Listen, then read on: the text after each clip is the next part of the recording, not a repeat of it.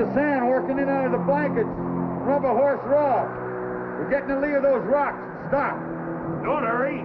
You ain't gonna make it to Prescott. We'll make it. Didn't say we. Said you. You ain't gonna make it, Longley.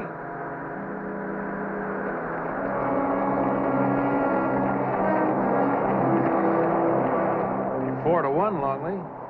Figured on that. 4 of us and only 1 of you. 3 can't travel any faster than 2. You'd better listen to me, Longley. I ain't got nothing against you personal. Fact is, I'm trying to give you a chance. Well, that's real generous of you, Yancey. You don't know Dirk Evans. He's mean.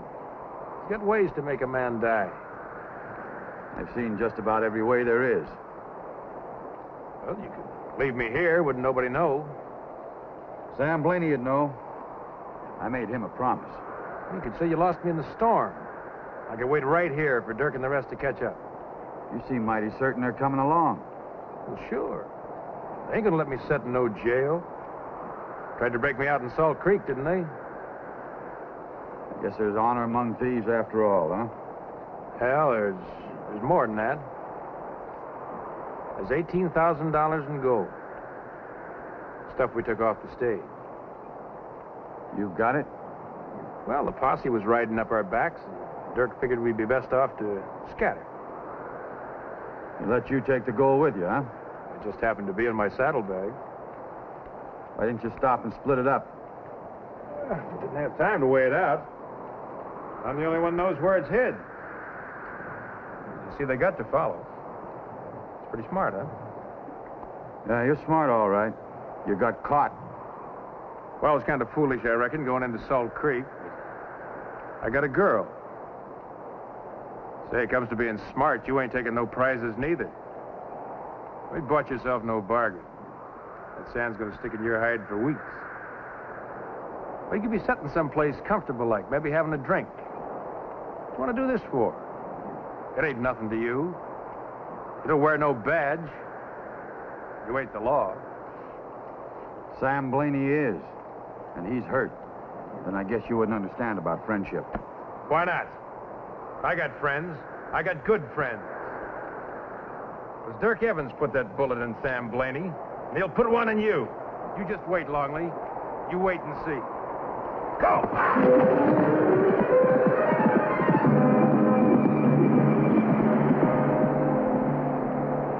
Go on, look for him, Longley. Come back and you'll be looking for me.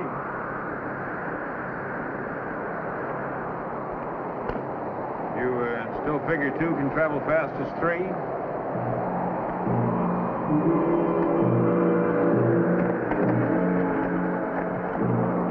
Could easier track an ant through a cornfield the way this sand is blowing. Be wasting good time if they ain't up ahead, Dirk. They're up ahead. Pete's seen the Texan heading out with Yancey. Yeah, but you're sure he's heading for Prescott? Well, the judge gave Yancey 5 years, didn't he? Where else can they hold him that long except Prescott? What's eating you? Don't seem likely we're going to catch up. Texan's got 2-3 hours start. We'll catch up. Didn't figure on no storm. The sand ain't blowing just against us. Texan didn't figure it neither. I'm counting on Yancey, too. He'll find a way to slow him down. Yancey's smart. So's the Texan. That Longley ain't going to be easy, Dirk. We're 3-1.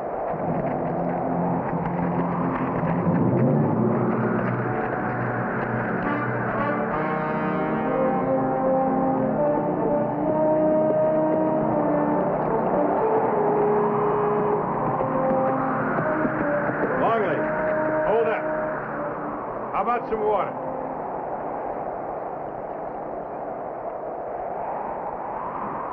Hold your head back.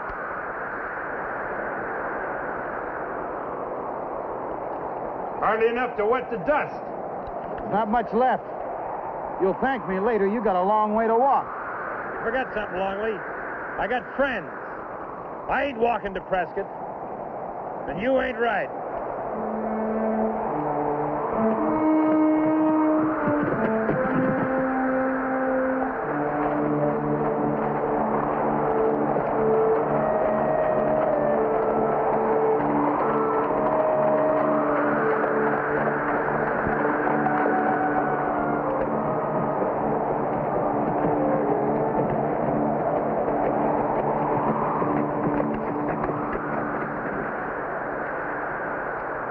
62 miles.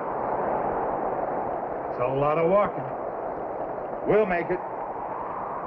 Not me, Longley. Not like this. You wanted to walk. I figured the boys would be along by now. Must have something happened to them. All right, you win. But I ain't gonna make it to Prescott. You're gonna take me in dead? Put a bullet in me now. I'm gonna take you in alive. Well, then we gotta hole up and rest. Friendly's only 4 miles, Longley. Couldn't nobody tell we cut off that way?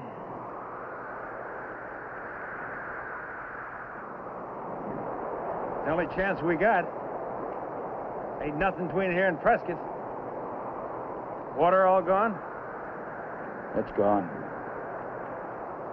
Plenty of water in Friendly.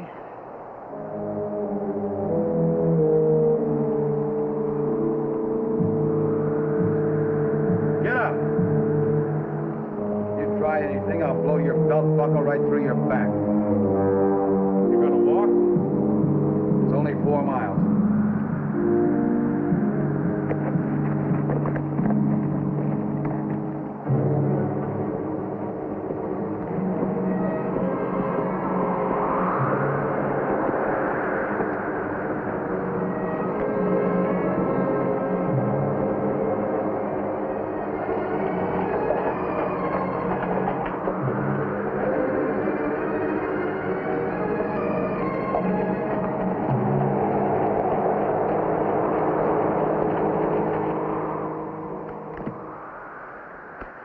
Yeah, no question. That's Yancey's saddle, all right. And they only got 1 horse between them, huh? Yeah, and that's going to slow them considerable. One of them walking, that's going to be kind of hard. They're going to have to stop and hole up someplace. Yeah, but where? There's only one town this side of Prescott. Town. Friendly. Oh, that Yancey's smart, huh? Let's move.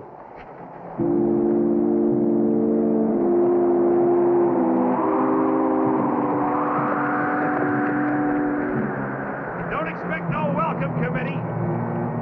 I won't. You been here before, Longley? Just heard about it.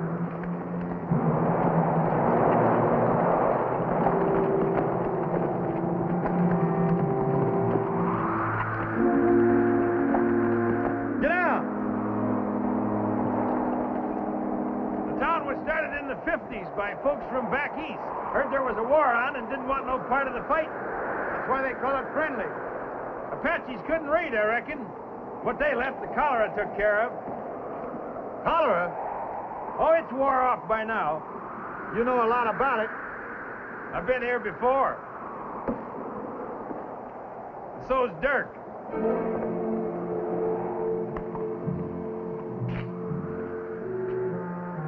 Find some water, I'm right dry.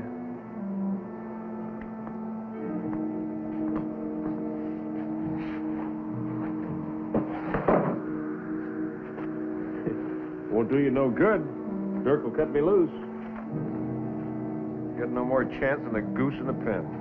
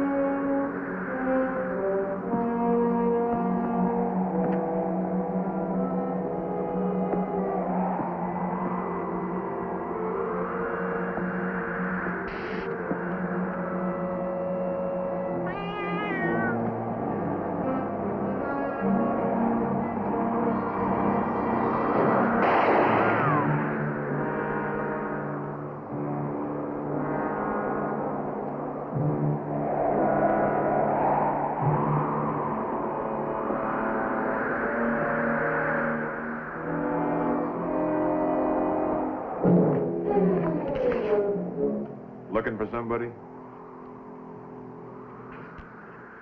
Like I told you, I got a girl. Over there.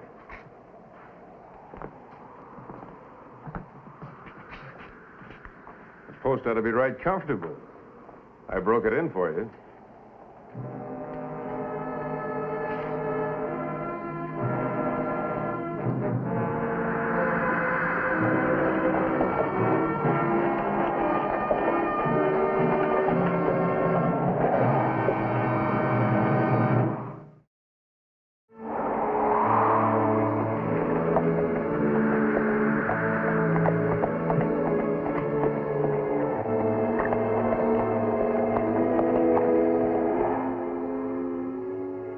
How'd you know we'd be coming through here? I told her. The sheriff ain't got good sense.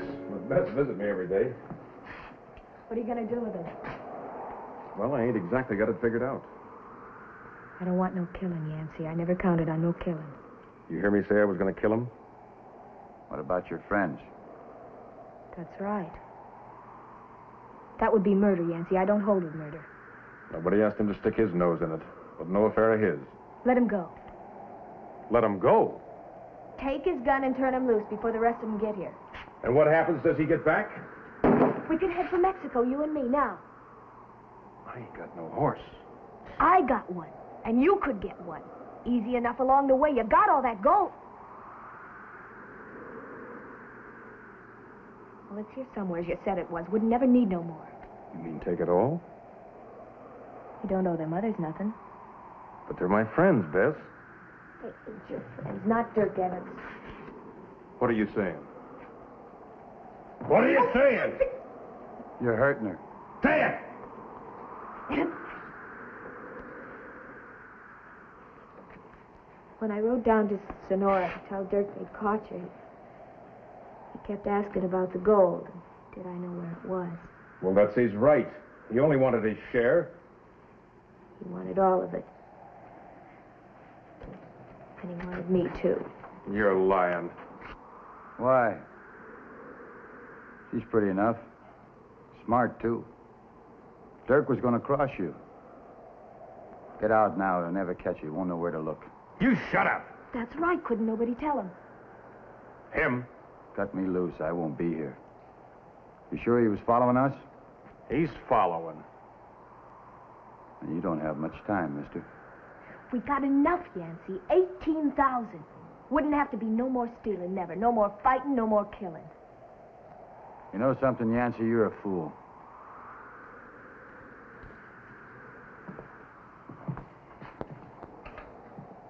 $18,000 split 4 ways makes your cut about $4,500. Then you split that 5 ways. 5 ways? For the 5 years you're going to sit in jail. That comes to about $900 a year. You could make more than that running a store, no risk involved. If you do, you'll get your share. If you don't, they'll trick you out. Then just as well to go with Dirk. I don't mean nothing to you. Bess. I ain't sitting and waiting no more, wondering whether you're going to come back or not. I made up my mind. Now you make up yours. I'll fetch the gold. I come back, you can bring your horse around. Yancey? You can't leave him here. He'll talk. He won't talk. Let's tie up here and go in quiet.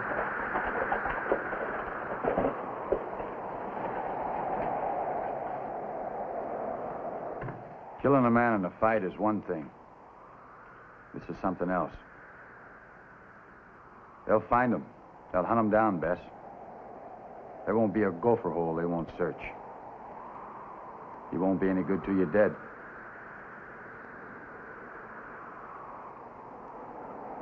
They're here now. Where's the Texan? Faked him, Dirk. Picked him out of his boots. He wasn't hardly no match. And I've been saying Yancey's smart. Where's he at now? Over in a saloon. I got him roped and tied like a calf for Brandon.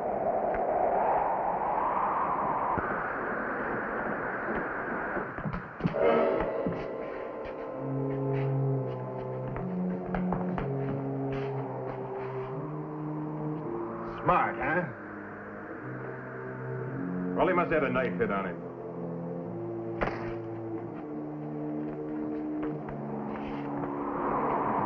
No use wasting time looking for him. We'll leave him here. He can die nice and slow. Oh, he's got a horse. Didn't say we were going to leave the horse. Think on what you're doing, Dirk. Happens he makes it out of here, he ain't never gonna stop looking for us. Well, Yancey. Ain't Yancey the one that'll be taking the horse? Now, how far we got to ride to the gold? How far? Wouldn't have been no right at all. The gold was right here. Was? What are you talking about? The Texans got it. I was waiting for you. I had it ready. I figured you'd want to get out of town fast. You walked out and left him with the gold?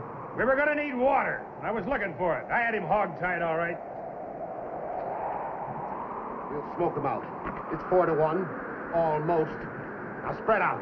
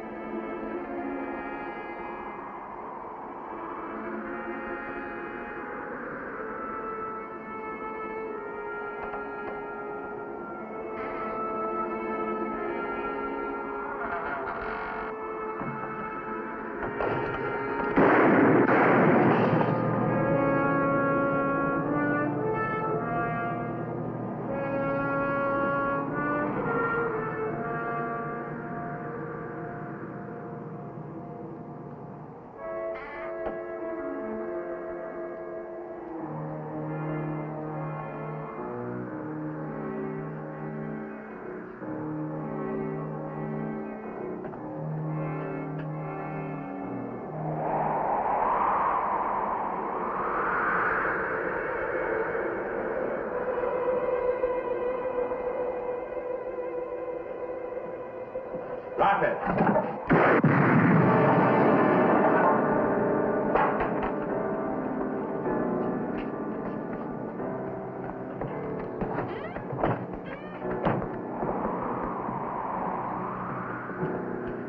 Sweet. Find that Texan. Find him!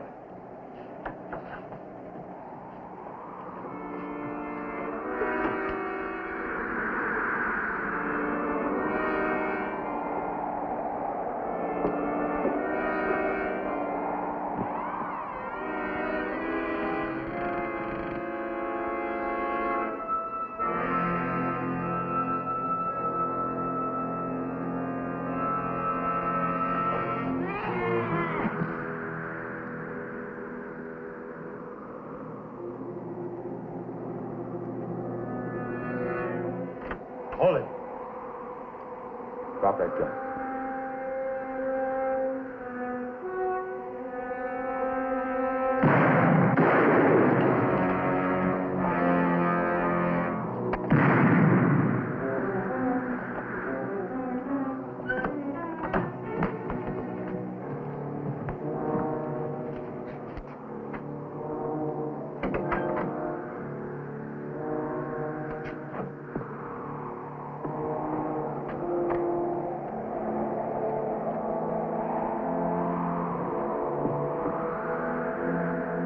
Well, that's two of us gone. It's still 2-1.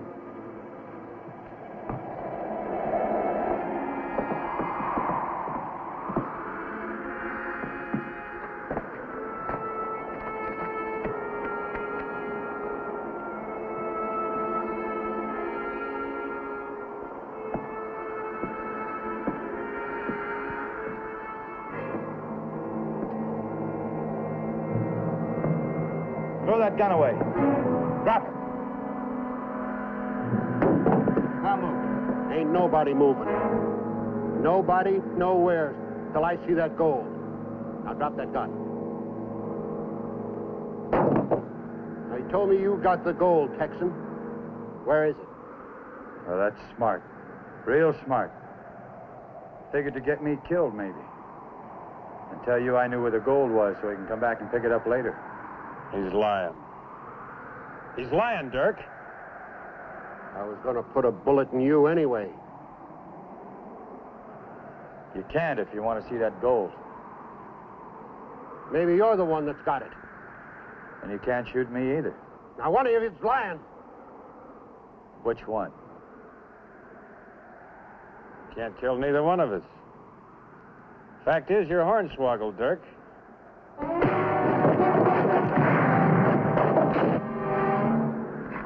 Catch that and you're dead.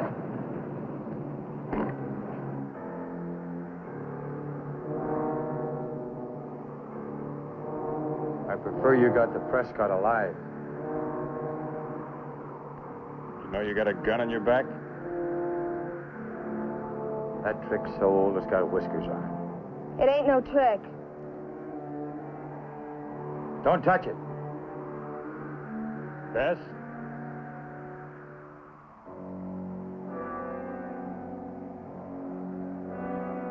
Bess! I don't want no more killing.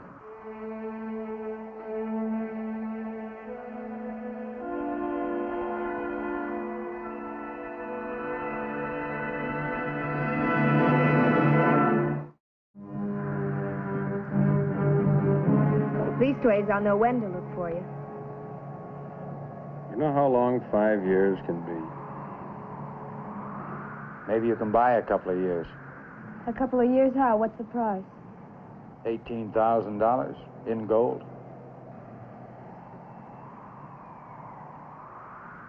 You want it that way?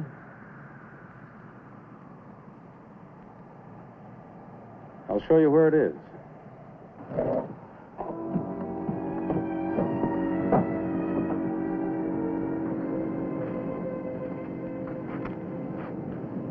In the bank? Don't you know a better place to keep gold?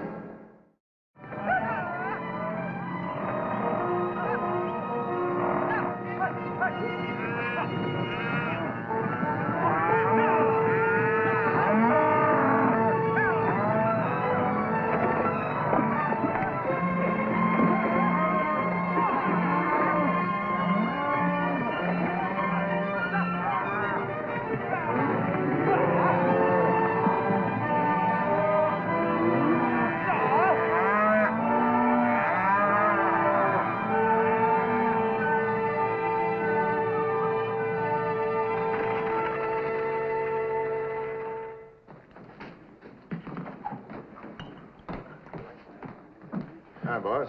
Have a drink? Yeah. Does Driscoll make a deal? Yeah. Said to thank all the boys for waiting. Round them all up and have them down at the pens at 12 o'clock noon. Well, that's just dandy, but when do I get my pay? Well, what's eating you, Clint? The house is getting tired of giving me credit. Look, kid, you can't sell cattle till the price is right. And it takes time to make count.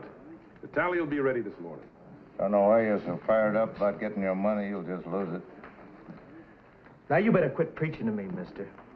Because we're off the trail now, and if you're looking for trouble, you sure got it. Till you're paid off, Clint, you're part of my crew. No crew of mine makes trouble outside of town or in it. He's been riding me ever since I hired on. I said no trouble.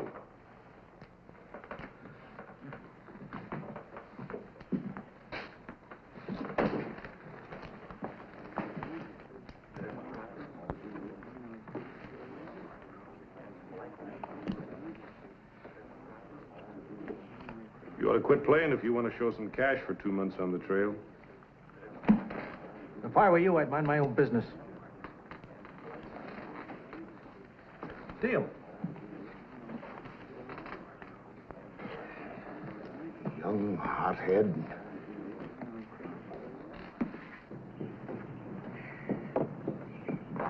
Father, Yeah.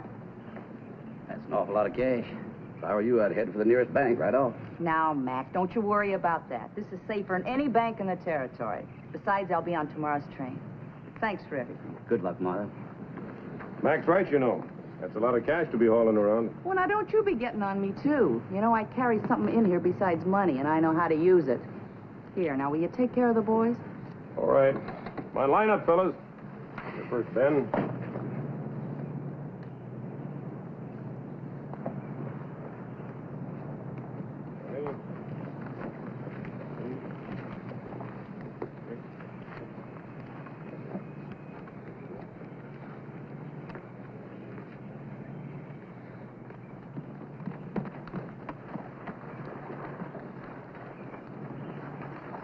I wouldn't. Don't move and look straight ahead. Sure deal. Unless you want a hole in your back, Mr. Bill Longley, you better agree to a couple of things. Agree? Yes, agree. To having dinner with an old friend, you long-legged, ornery Texan. Well? What can I do with a gun in my back? And that's right where it stays until you agree. It's a deal. All right. Dinner tonight at the hotel, 8 o'clock. Look, don't turn around. I don't want you seeing me like this.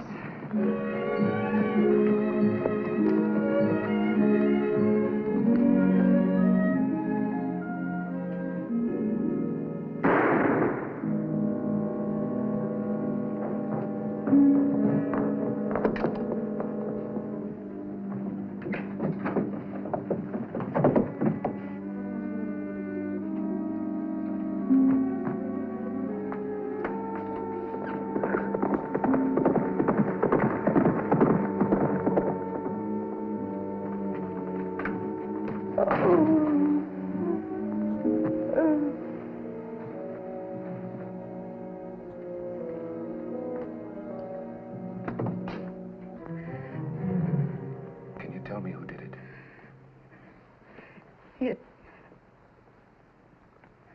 Bill.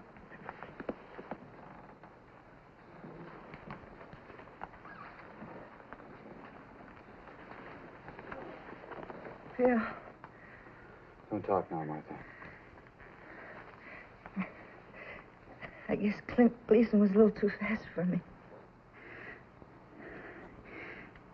He thought I was dead. Bill, Dad needed that money. Easy, Martha.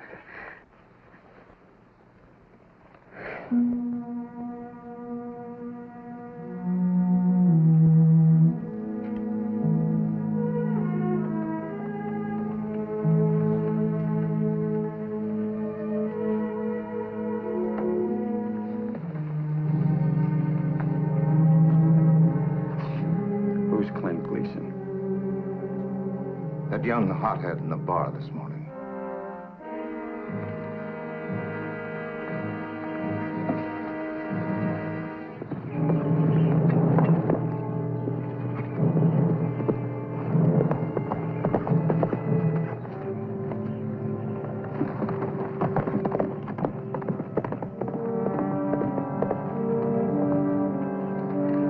Well, what do you suppose brings young Gleason home? Well, whatever it is, his father will be happy to see him. I'm glad for Bob's sake. If Clint's grown up a little, you're right, but if not, he'll only be getting into trouble again, and then Bob will have his hands full like he always has. Clint! Good to see you, boy. How's it going? Oh, not bad, Zeb. Not bad at all. My old man in the office? Well, he left for home a few minutes ago to grab a bite. He'll be real glad to see you. Oh, I'm sure he will, yeah. I'll just bet. If that young squirt's changed, I'm a full-grown heifer. Well, I say let's give him a chance for Bob's sake. He's been almighty lonely since Maggie passed away. The boy's all he's got. You know, Zeb, that's the trouble, I think. As far back as I can remember, Bob's been picking up after that boy. Maybe that's the reason he never learned the meaning of responsibility. Well, I wouldn't go around sounding off that way. There's one thing I'll sound off about. That Clint better keep away from my boy.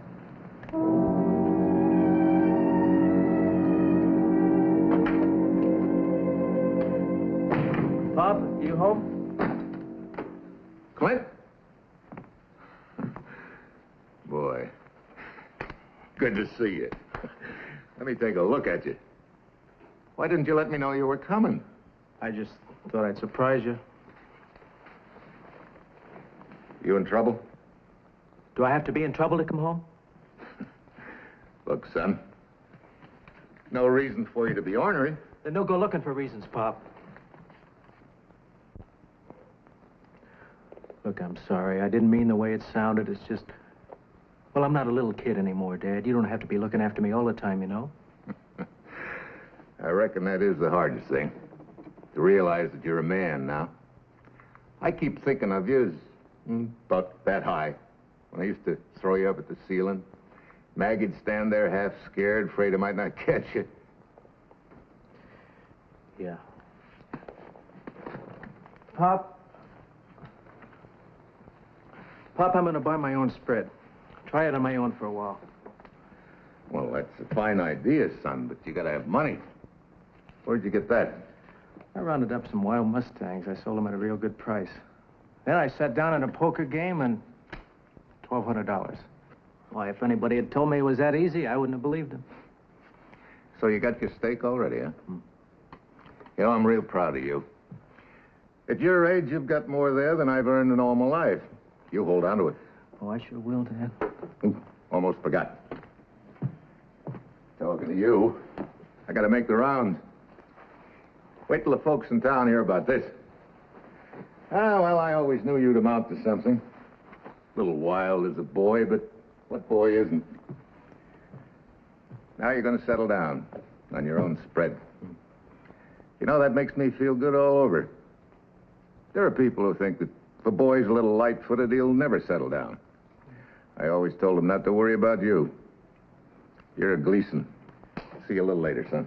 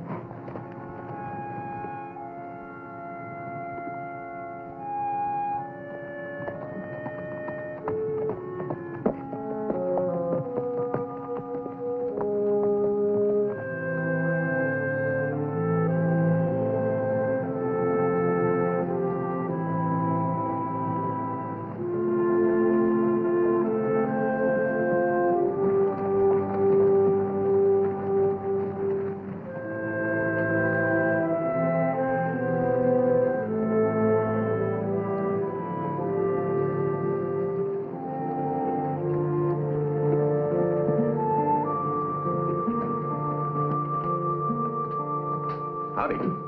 Hello, Sheriff. My name's Bill Longley. The Texan. It's a pleasure to know you. I'd like a little help. Anything I can do? I'm trying to find a man named Clint Gleason. What do you want him for? Robbery, murder. He shot a woman.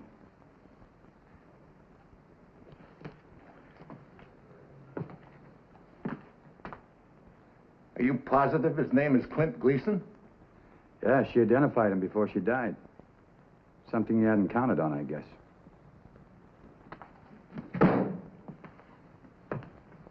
You got this straight, Longley? Do you know him or don't you? Yeah, I know him. My name's Gleason. Clint is my son. And no one's going to tell me he's a killer, especially not a woman killer. I'm sorry, Sheriff. Looks like you've worn that badge a long time. But you're either a lawman or you're not. Don't go telling me my business, Longley. And don't forget, he's my son. All right. One way or the other, he's going back to Cheyenne with me.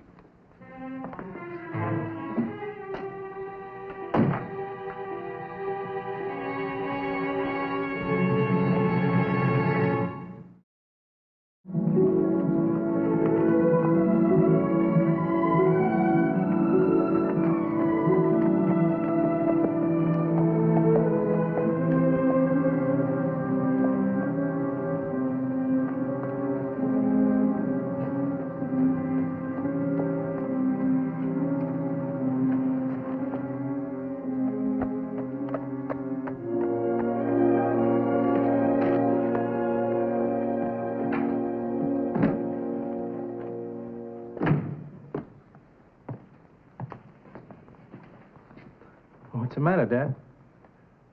I want to talk to you. About those Mustangs you sold. How long did it take you to round them up? Well, why the sudden interest in the horses? I asked you a question. I want some answers. Why did you really come home? Well, why do I have to have a reason, Dad? Bill Longley's in town. Bill Longley? Yeah, the Texan. He's looking for you.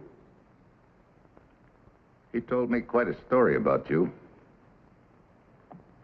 So it was true, huh?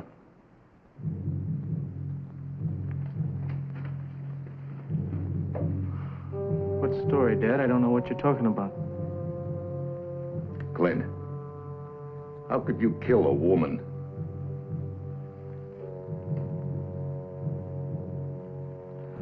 Look, Dad, it was an accident. Honest, you gotta believe me. It was an accident. You see, we were just fooling around, you know it. And then something happened. She got angry, she got a gun, and... Well, that's all I know, Dad. It was just an accident.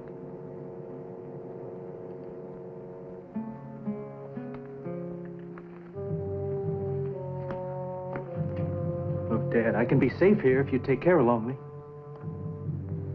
Clint, I've worn this badge for over 20 years. Well, that's all the more reason why you can take care of Longley, Dad. He's known as a gunfighter. Nobody will ask any questions.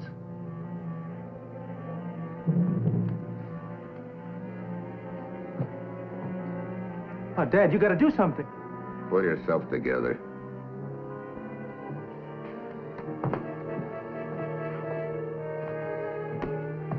You know that place up in the hills where you got lost once?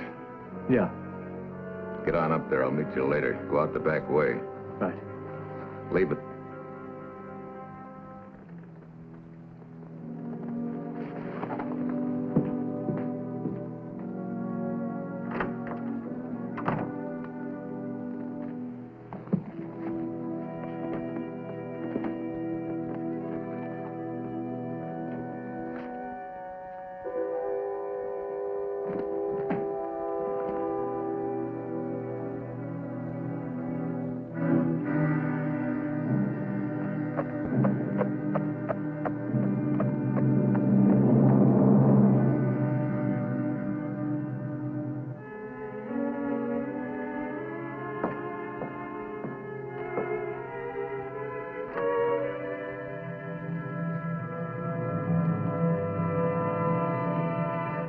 Come on in.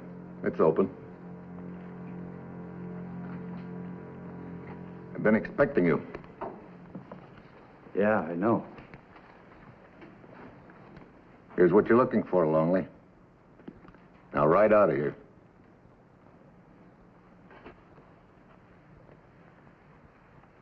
Aren't you forgetting something, Sheriff? Murder. I know all about that. Now, ride. If I did, a U.S. Marshal would just ride in. I'm the law here. If you don't ride out, maybe no one else will come riding in. I don't want to fight with you, Sheriff. I'm after your son. You'll answer to me first. What would that prove? I figure he's out of town by now anyway. You're covering for him, aren't you? That's why he came home. Protection. Yours.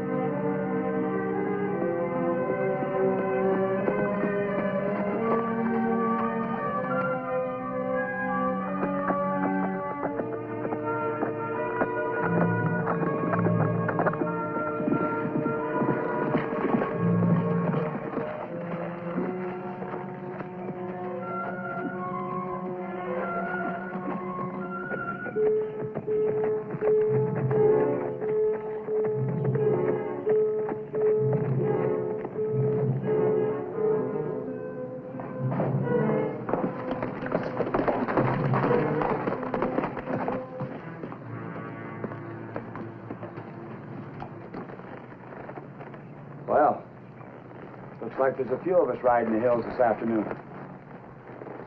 Be a lot easier if there were less of us. Why don't you ride out of here, Longley? I forgot to tell you something, Sheriff. That woman your son killed was a good friend of mine. You added up. Don't push me. You're doing that to yourself. I'll be the judge of that. Why don't you get smart? Smartest thing you can do is get out of here. Now ride.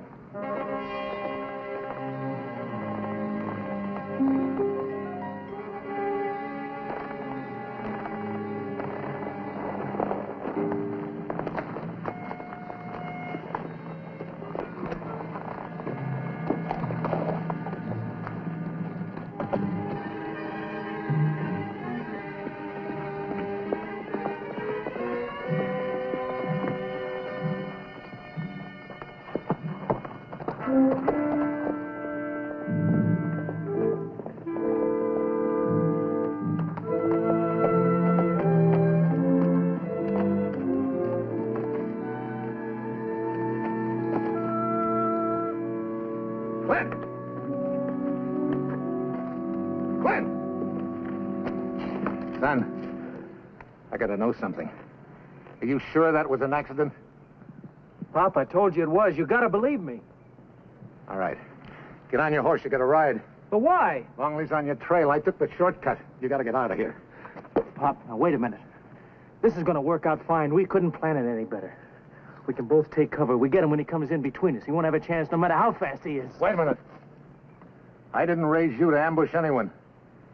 I thought you was telling the truth about that woman grabbing a gun. Hold it where you are. Both of you.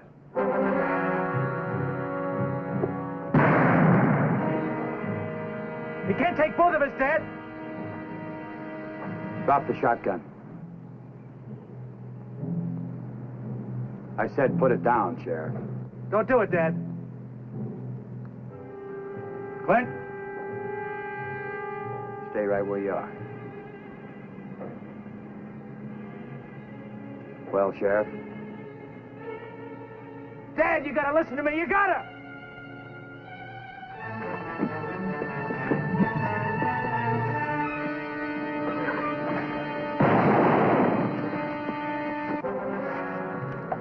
Hold it. This is my job.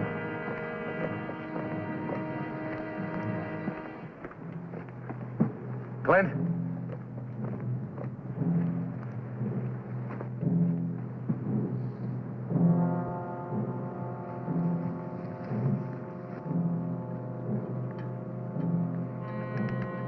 Don't make me do it, Dad. Son, if I have to, I'll cut you in two with it.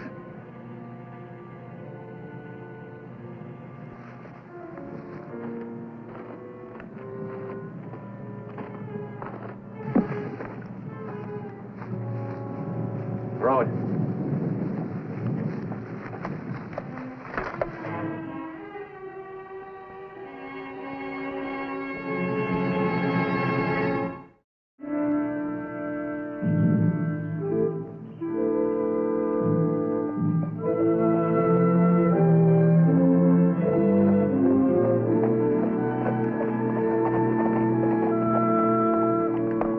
Cut off here, you can hit the Cheyenne Trail.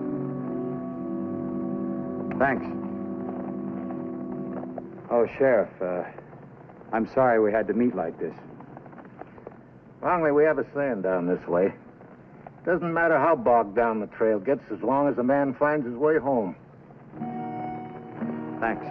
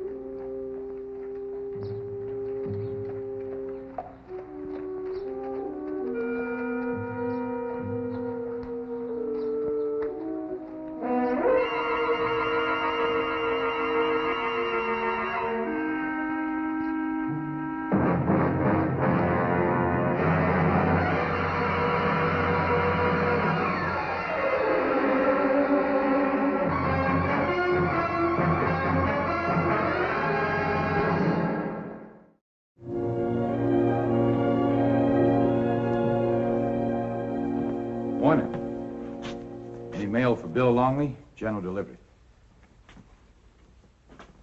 You picked it up yesterday. The only thing I picked up yesterday was a mouthful of trail dust.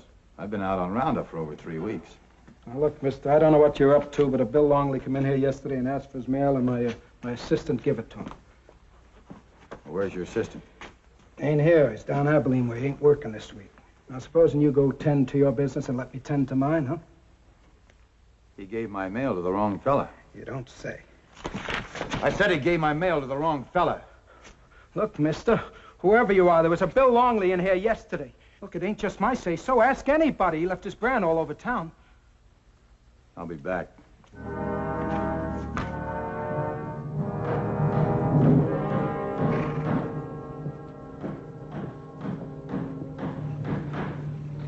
Morning. Have you no shame, man?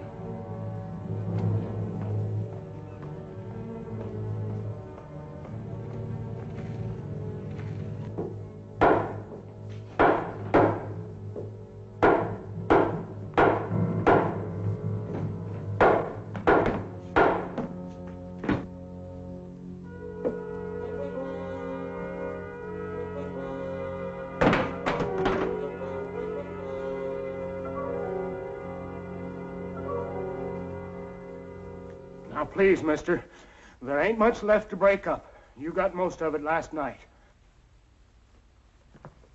Now, here, you have a drink on me, and then just go. Now, wait a minute. You take a good look at me. Are you sure it was me that was in here last night? It happened so quick. But it was you. Can't blame you for not remembering in the condition you were in. You sure hung one on, fella. Best darn brawl I seen since the Earps tangled of that Brady bunch up to Dodge. Guess I will have that drink.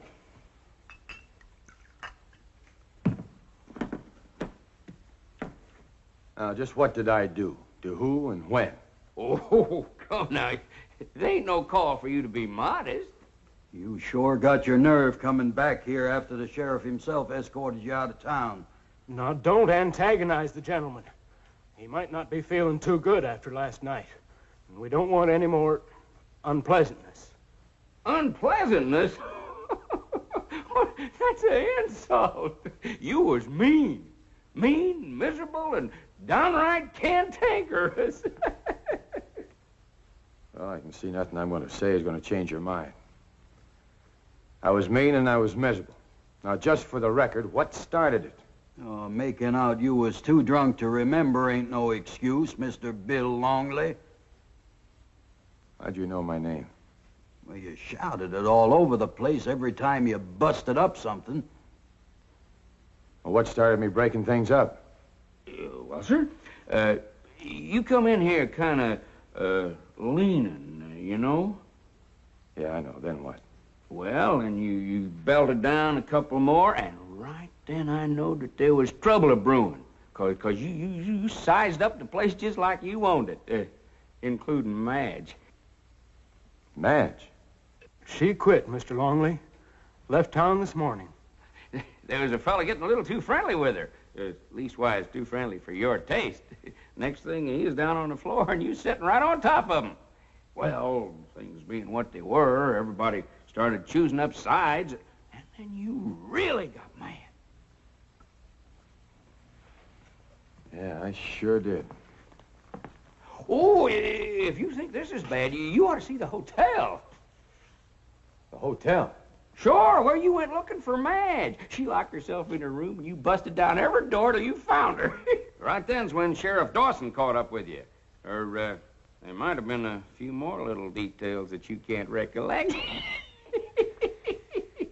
Why didn't Dawson lock me up? Oh, he would have, but the caboose is all full. Well, there was another reason. Most folks around here have heard about the Texan. Now, you got a reputation. Well, a bunch of us kind of took that into consideration and decided we'd be satisfied if the sheriff would just show you out of town. Yeah, and that might still be a good idea, considering the trouble you're in. You know, you really ain't a bad fella when you're sober. Now, don't go for that gun. I stretched the law. I got myself talked into letting you go. I gave you every chance, and you just won't learn. Well, I'm grateful, except it wasn't me that you put yourself out for. That's what he keeps saying, Sheriff. Suppose it was your twin brother done all this. I don't know, but it was somebody looking enough like me. Oh, you got to do better than that, Longley. Look, I admit that the light was kind of poor. Everything started kind of fast. But there's not a man here that'll swear that it wasn't you. I've been at the 4 bar on Roundup for over 3 weeks. Now, if you want to ride back there with me, I can prove it. People say they know my reputation. Well, if they do, they know I'm telling the truth. Providing you're the Texan. You got any proof? Well, I got nothing with my name on it. How many of you men can prove who you are? All right.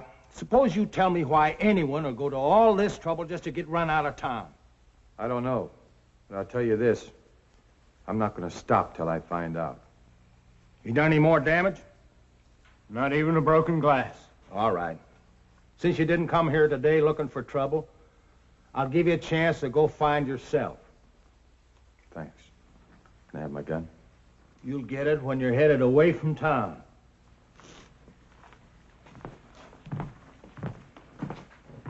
Hey, Texan. Next time that twin brother of yours comes around, you let me know, huh? I don't want to miss that ruckus.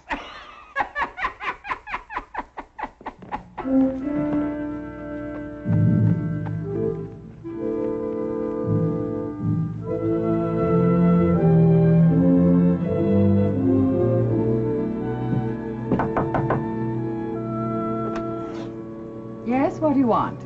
Wondered if I could buy a meal, spend the night. The name's Longley.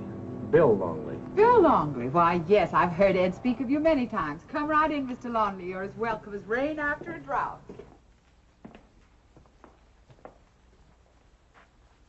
Sit down, Mr. Longley. Ed'll sure be disappointed. He left yesterday to buy some heifers. He won't be back till tomorrow. Well, that's too bad. I was sure looking forward to seeing Ed. Mary Lou, this is Bill Longley, the man your pa's always talking about. I'm pleased to make your acquaintance, Mr. Longley. I'm happy to meet you, Mary Lou.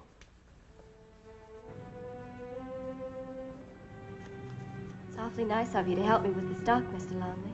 I thought by now you'd be calling me Bill. We'd better be getting back now, Bill. You scared of me? Why should I be? Ma said I was in good hands.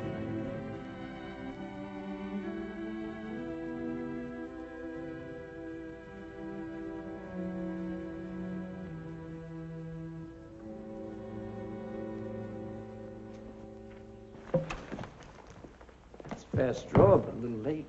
If we were inclined, you'd be dead by now. I didn't expect to see you until the showdown, Kilmer. We've been keeping in touch. I hear you even picked up his mail.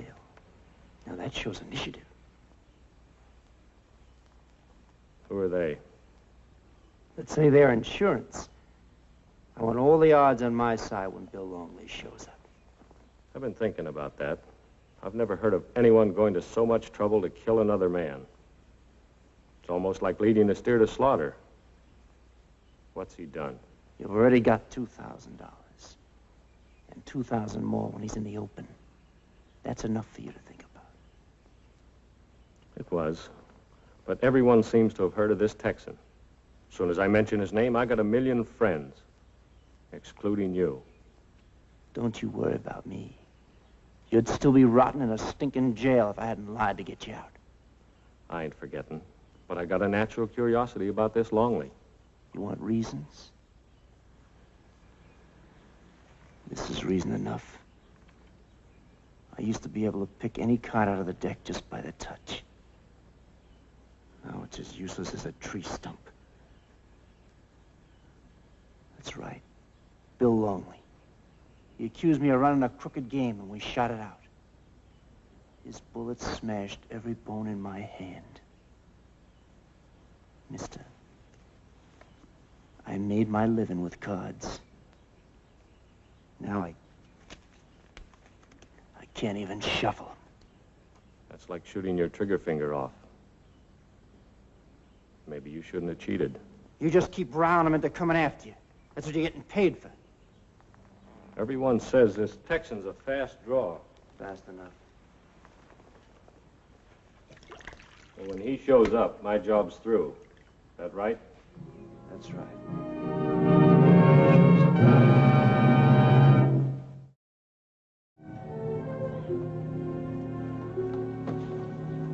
Hello, Ed. Get off of that horse, you Judas. Now, wait a minute, Ed. Don't you know me? I'm Bill Longley. I thought I knew you, but I found out I didn't. And after all the hospitality more extended, you're giving you the run of the house. All right. What did I do now? Do I have to tell you? Now get down. I can explain this whole thing if you'll just listen. I already listened. Anna told me how you sweet-talked Mary Lou, stared at the stars half the night, talked about the wedding. Well, you just take me to Mary Lou. She'll tell you it wasn't me. You're going across the street to that jail, and you're going to stay there till I can fetch Mary Lou. Then you can talk all you want about that wedding. You're making a mistake. I'm looking for the same man she is. Well, you can quit looking. I just found him. Now, you start marching, Mr. Sweet Talk. There's a bridal cell waiting for you. Vamos.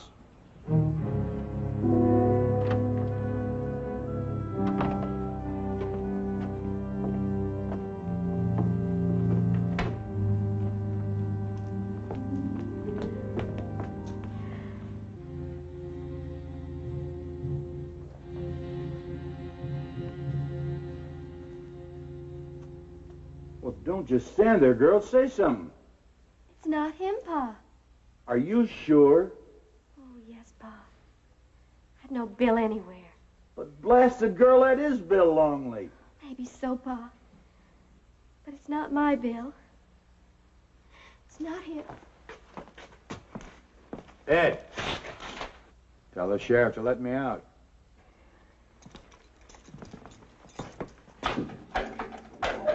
I'm sorry I inconvenienced you, Mr. Longley. It's all right. I'll make up for it when I catch up with my gallivanting friend. You just bring him back here. I want 5 minutes with him alone. I get the first 5 minutes. After that, it won't matter. Thank you. Please, Mr. Longley. If you could see your way not to hurt him, I'd be awful obliged.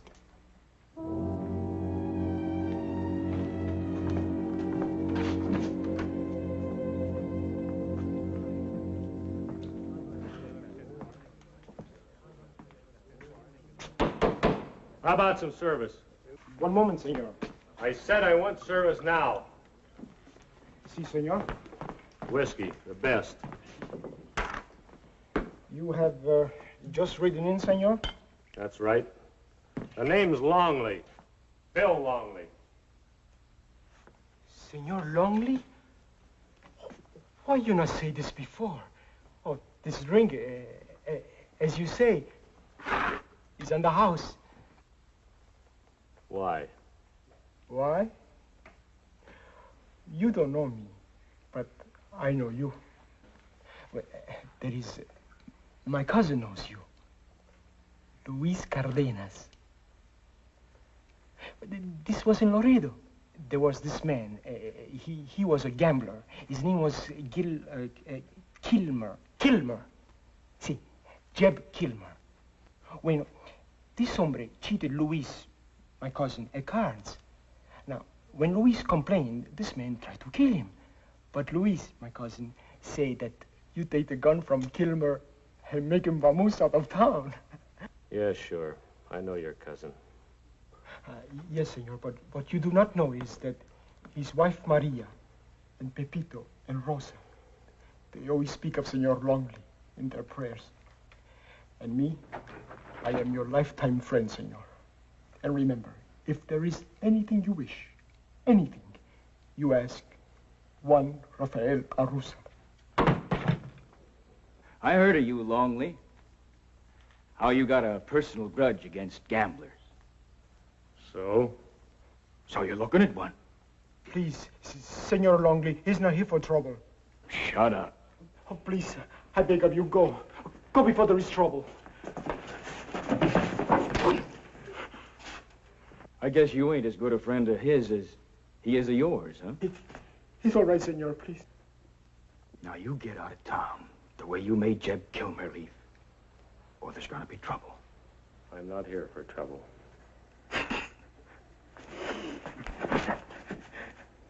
Both alike, huh?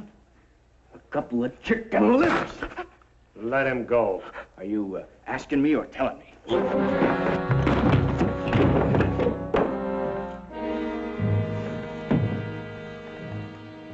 You might not be looking for trouble, mister.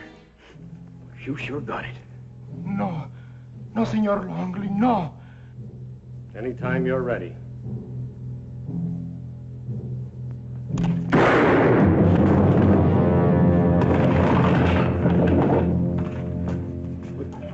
There was nothing else you could do, Senor. I will swear to that.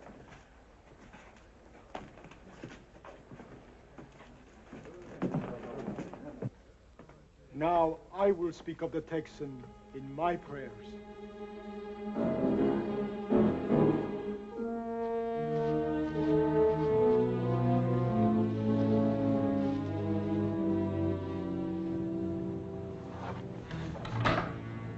It's all right, Mary Lou.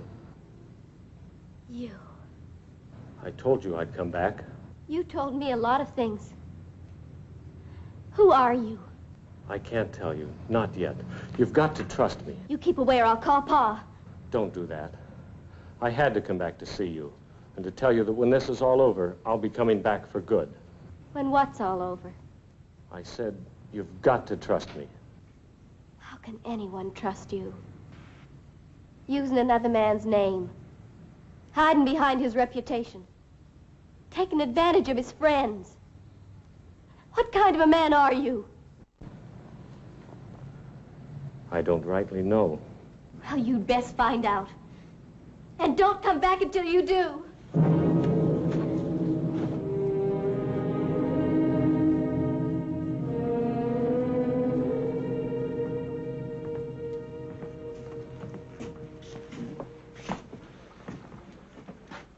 I understand there was a killing in here. The man who did it called himself Bill Longley. Si, senor. But it was not his fault. He is your brother? No, resemblance is only skin deep. No relative. Why don't you tell me about it?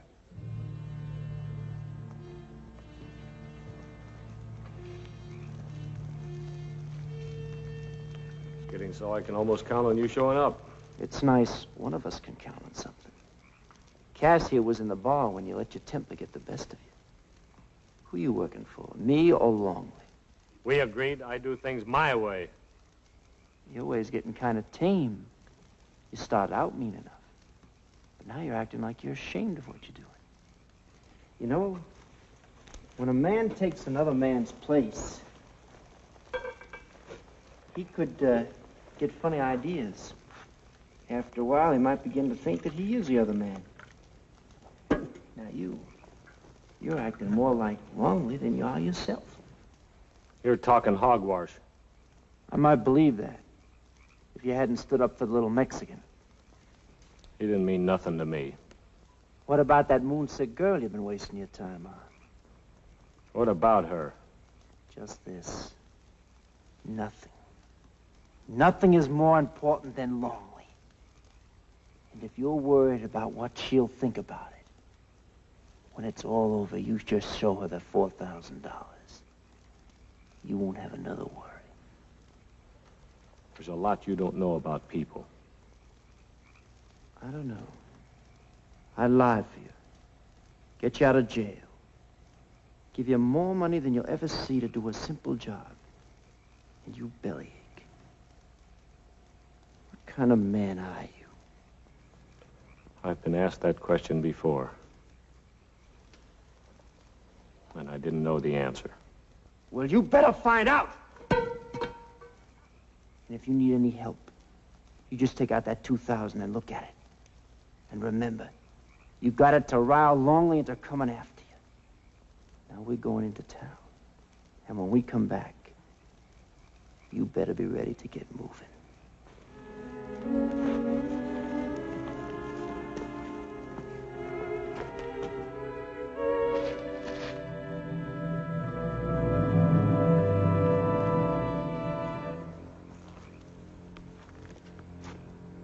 Get up. And don't reach for that gun. I wasn't aiming to. I heard you coming. Why didn't you draw? Why should I? I've got nothing against you. That's why you've been pretending to be me, picking up my mail, taking advantage of friendships. Mail's in my saddlebag, still unopened. We'll talk about that later. You haven't been doing this for exercise, so I want some answers, and I want them now. Don't even breathe, Ron, or you'll never take another breath. Take his gun.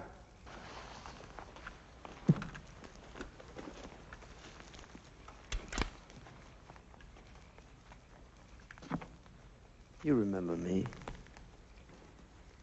Yeah, I remember you. You used to hide behind marked cards. Now it's hired guns. He's just the bait. And they're insurance. When the time comes, I'll do the honors myself. I'll take the rest of my money now. What's the matter? Haven't you got the stomach to see it through? It wasn't part of my deal. You sort of forgot about our deal lately. I said I'd get him here. You agreed to pay off when I did. That's all that matters. Why are you going to all the trouble to kill me? Why didn't you just ambush me? Who said I was going to kill you? Maybe I'd just like to see you die a little bit at a time. Like you did to me.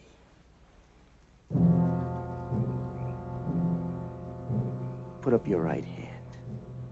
Hold it up. Now open it so I can see your trigger finger.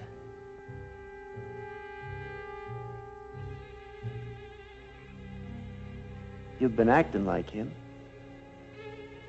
It'll be almost like seeing yourself get shot.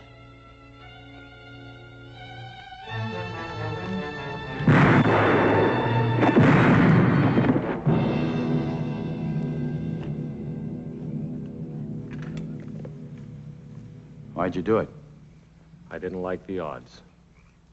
I've heard so much about you that some of it must have rubbed off. And why you stood up for Juan back in town? I didn't think about it at the time. Now I can't think of another reason. Unless, Mary Lou? I meant what I said when I asked Mary Lou to marry me. That's if she still wants me. It's a funny thing. She asked me to take care of you. It looks like you took care of me. Well, in that case, I'll be going back. I better go back with you. Someone's got to talk her father out of a shotgun wedding.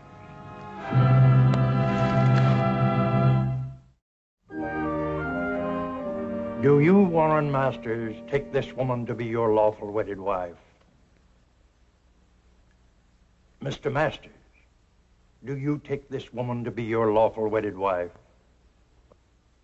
Reverend, that's the groom over there. Oh, yes. Do you, William Longley? Reverend, I'm Bill Longley. He's Mr. Masters. Do you mind getting on with it? Oh, yes. Do you, Warren Masters, take this woman to be your lawful wedded wife?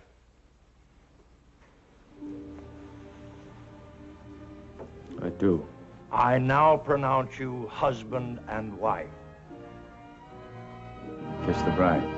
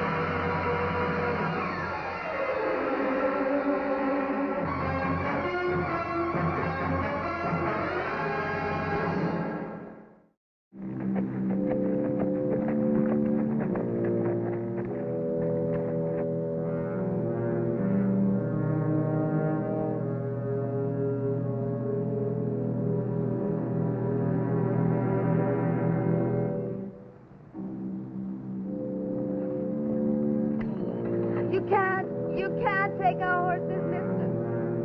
You want to bet?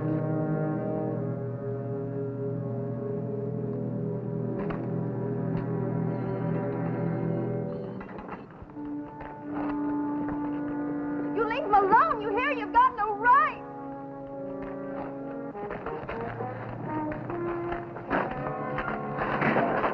I wouldn't if I were you. You ain't me, mister. And you're gonna wish you wasn't you, neither. You say he's got no right to take your horses? I say it's the law. Violating the town ordinance, keeping the wagon in the streets overnight. Law says they got to impound their horses. Duke here's my deputy. I'll put that gun away.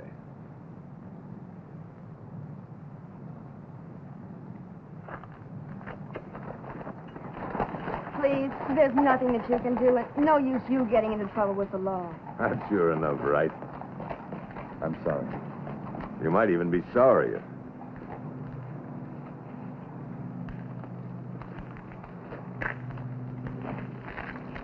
Getting cold, Grandpa. You best get in the way.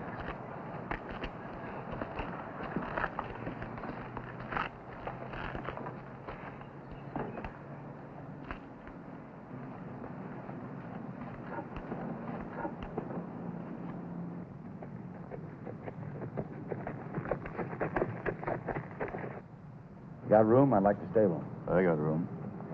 Took him through a lot of weather today. That'll be rubbed out and curried. I'll take care of him myself. You'll be able to leave in the morning. I didn't say I was leaving. You'll be leaving.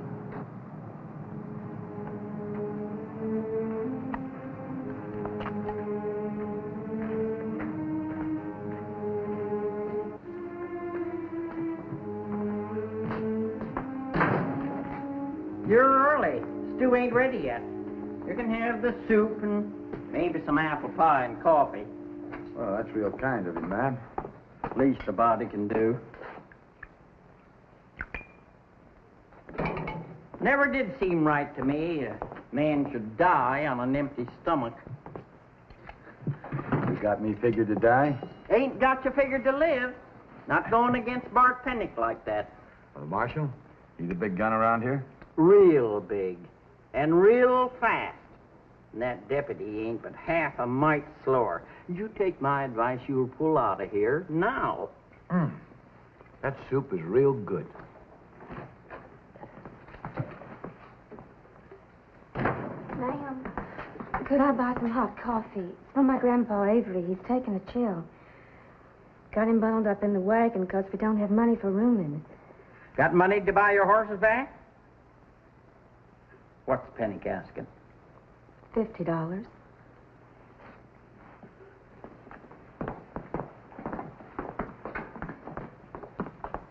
We don't have the $50.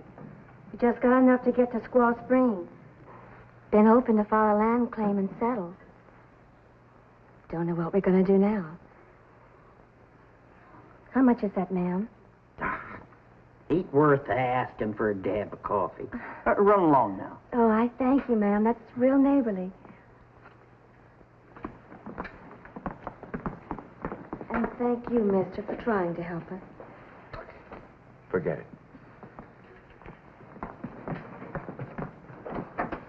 She won't never get to Squaw Spring. Why not? Fella come through here 6-7 months back. He was going to file on Squaw Spring. Didn't even live to get out of town. The Marshal? Pennick's got his eye on that land. And on the girl, too.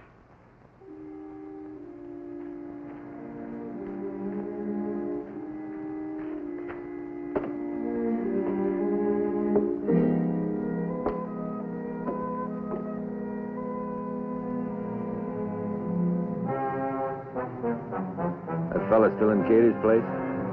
I ain't seen him come out. Sure. That's the law. Can't leave a wagon on the street overnight. Town council passed that law years back. Or that's when mining was big. And that miners camped right there in the street. And the mining petered out, and folks just forgot about the law. Till long about 3 years ago when Pennick got elected marshal. Oh, and he dug him up again, huh? Yeah. That and a lot of others, too. Laws that don't mean nothing no more, except for showing him a profit. Speak of the devil. And that's an insult to Satan. We ain't serving yet. Ain't eating yet. Mister, what's your name? Longley. Bill to my friends. Pie's good, too.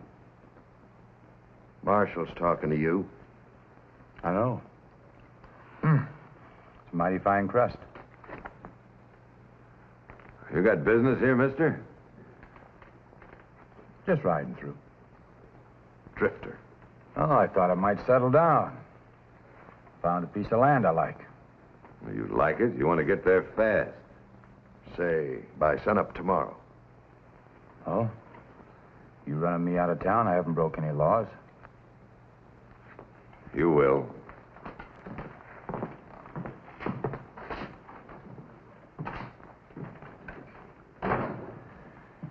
You know Mrs. Mulvaney? Kate to my friends. If he's going to throw the book at me, maybe I'd better read it first. I think Pennick's got the only one. Unless, could be there's a copy up in the trunk. My late husband was mayor for a spell. I'll look. Thanks. Oh, I'll pay for the food and the room all at the same time. You staying? Yep. Gonna file on that land? I might. Squaw Spring? I've been thinking about it.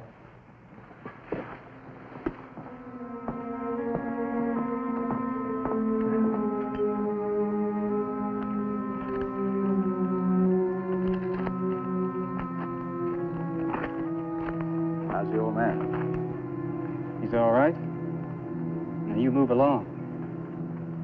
Can I talk to the girl? I'm telling you, stay away from her. That plain enough? I'm only trying to help. She don't need no help from you. She wants help. She got me right here. You one of the family? I'm gonna be. As soon as we get settled down, Ruth and me are gonna... Don't you worry about it none, mister. I'll take care of her. Like you did before? I don't blame you for being careful about Pennick. He's mean. He'd kill you without thinking twice. And he'd do it, too. He's fast. Fast? Don't tell me fast. I'll show you fast.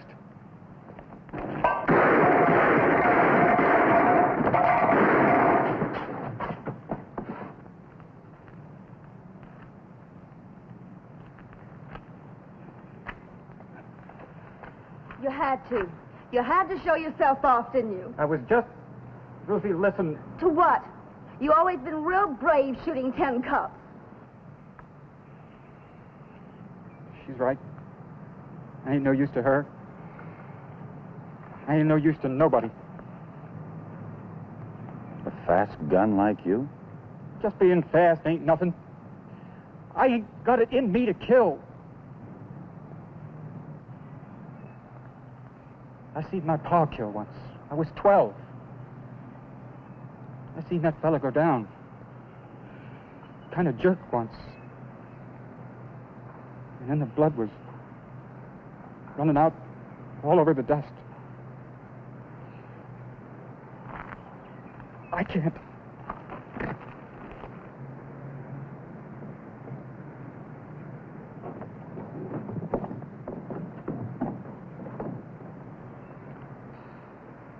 Looks like we're always making trouble for you. I've been told I make plenty for myself. Ruthie. Ruth. How bad is he? I'm scared. Well, get him over to Kate's.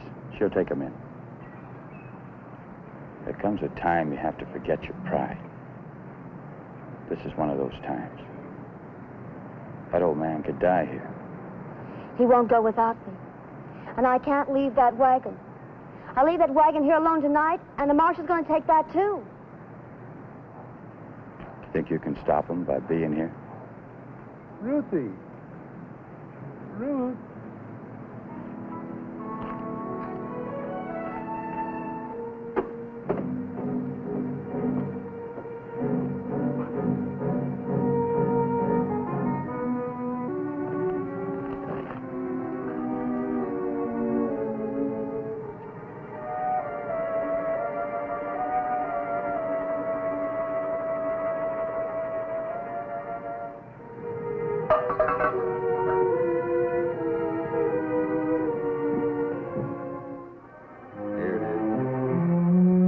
Inciting to violence on a public street. That takes care of Longley. Want me to bring him in, boss? Later. I'll tell you when.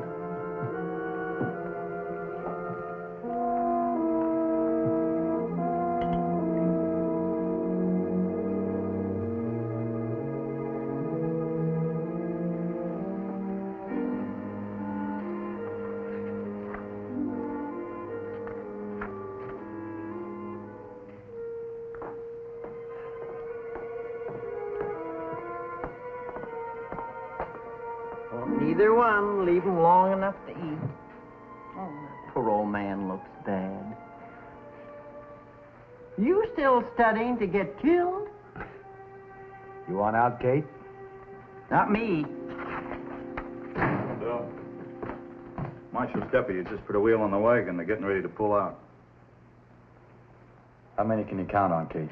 All of them, if somebody takes the lead. That's right. All righty.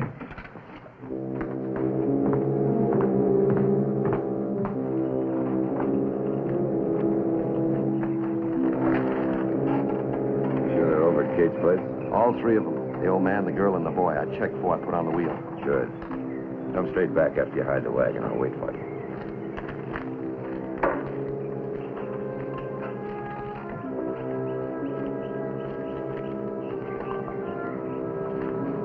Don't touch those reins.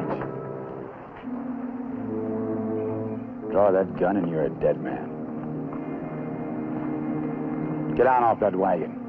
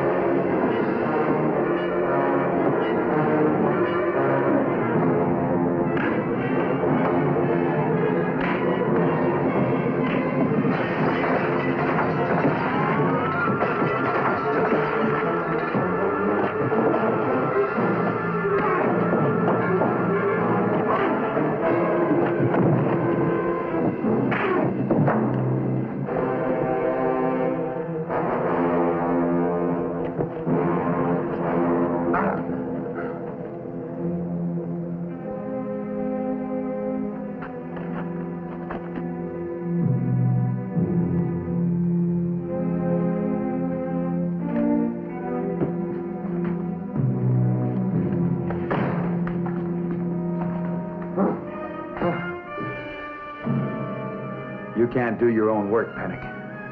Then send a man to do it, not a boy.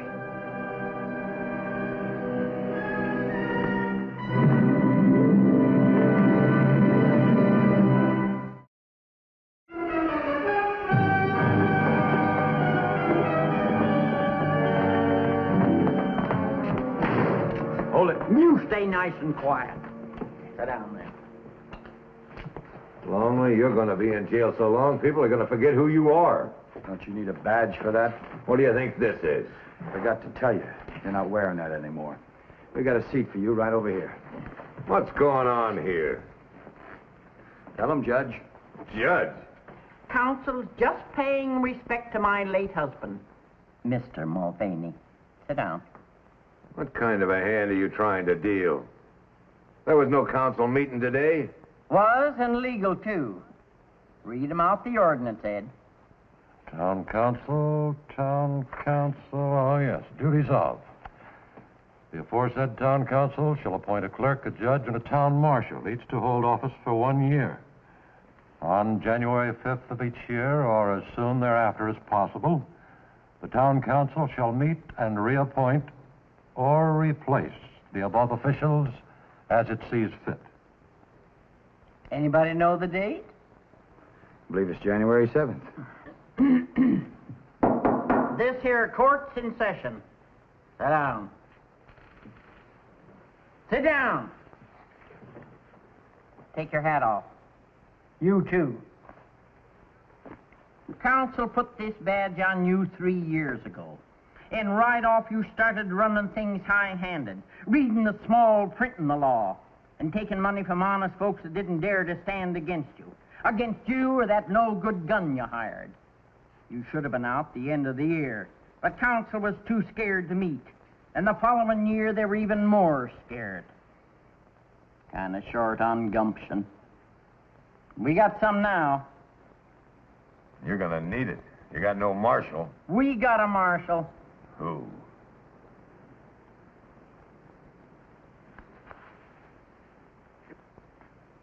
You're gonna give that badge to a stranger?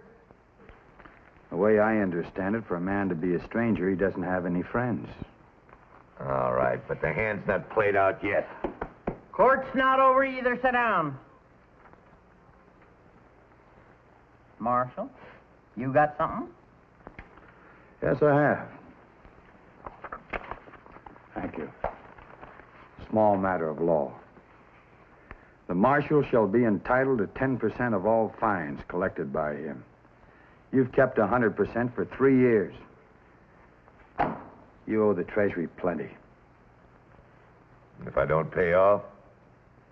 Then I'll have to run you out of town. Council's orders. That gives you until 10 o'clock tomorrow. Then I'll be looking for you.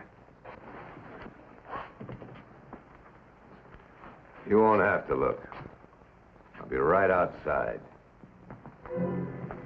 If you can't find him, start looking for me.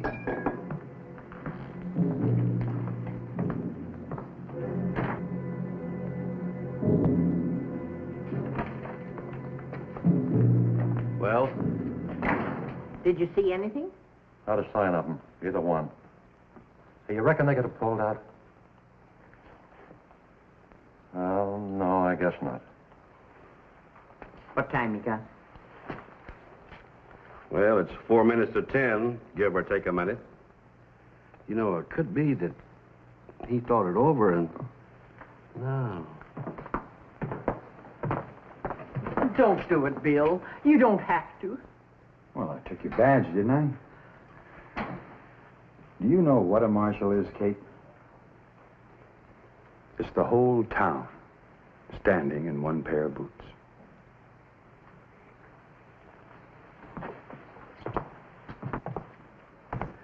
Morning. Morning. How's the old man this morning? Some better this morning. Good. I'll try and look in on him later. Mister, you don't fool us none. There won't be any looking in, and there won't be any later. And it's on account of us. I'm not doing this just for you. They'll kill you. There's 2 of them. Pennock's not going to fight alone. Maybe I won't be either.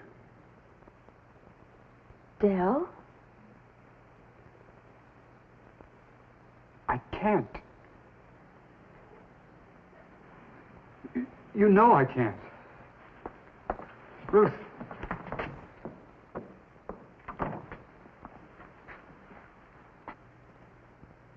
I know it's hard to try and kill a man, Dell. Sometimes it's harder not to try. If Pennock and his deputy get me, they'll get Ruth, too.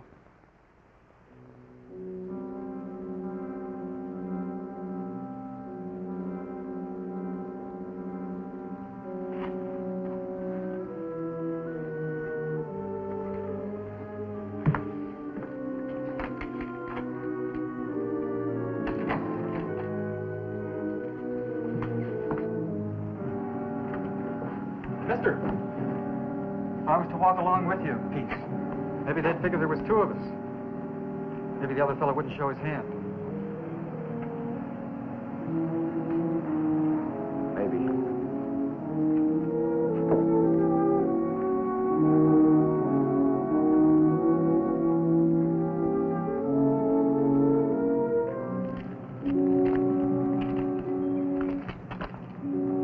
Maybe they ain't gonna.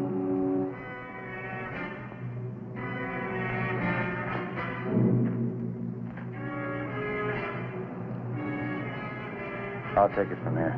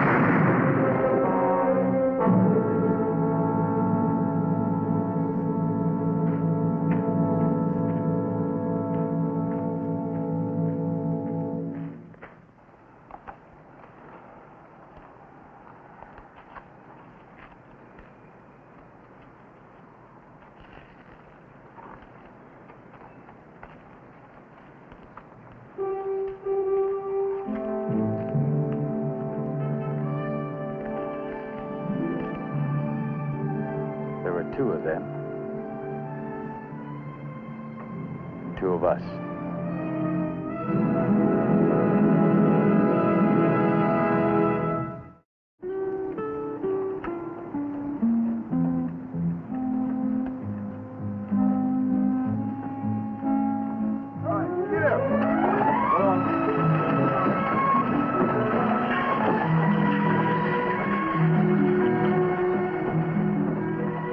That was a hard week's work for a brand new judge. 2 burials and a wedding. But then maybe business will slow down for a while with you being marshal. Ex-marshal. You leaving? I figured you would. I thought you had an idea to file on Squaw Spring. Well, like you say, it was just an idea. I'm afraid the Avery family beat me to it. Well, here's your badge. Got more of that pie?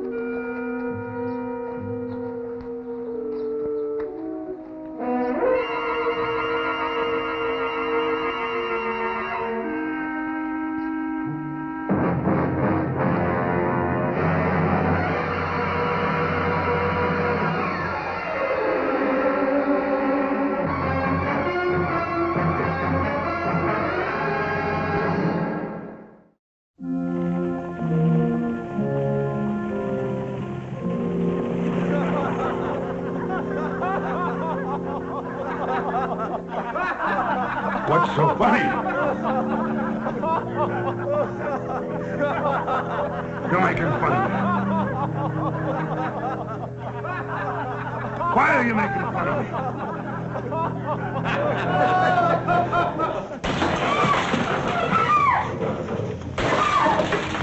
Let go of the informant!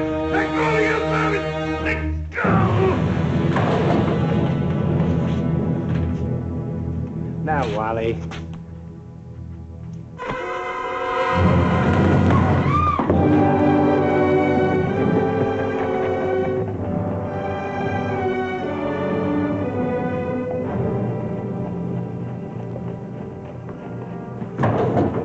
Laugh at me, will you? Go ahead and laugh. I want a drink! I want a drink! Wait! Sergeant!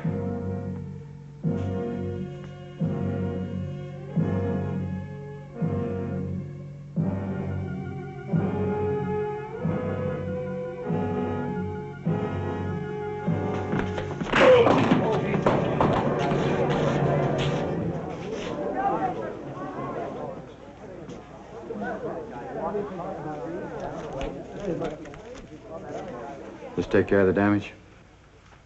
Yeah. Who's he? That's Hank Bowers.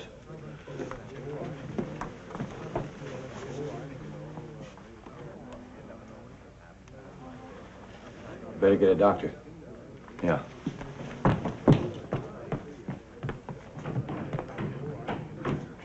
Come on, Sergeant.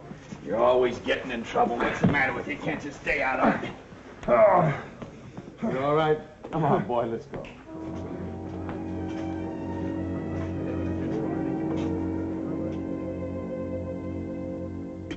How do you feel? Sober. Almost sober. Captain, I didn't mean to do no wrong. You never did. It wasn't the whiskey, it was that looking glass. I just couldn't stand to look at myself no more.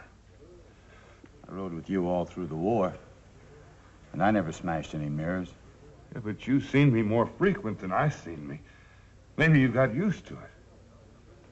You bring me all the way up from Dallas just to tell me you didn't like your face? Oh, no, Captain. I'm in trouble. Big trouble. Here. Young woman, refined, unattached. Would like to correspond with gentlemen, the same. I got that out of the Natchez paper. Natchez?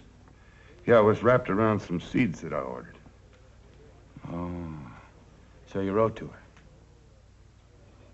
And, she wrote back? Yeah. We've been writing for almost 2 years now. You know, them letters meant almost everything in the world to me. First, they were so shy and scared, and then pretty soon they were so honest and forthright. And every one of them brimming full of goodness and love.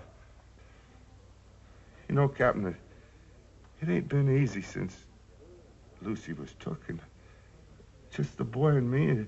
A man can get too lonesome.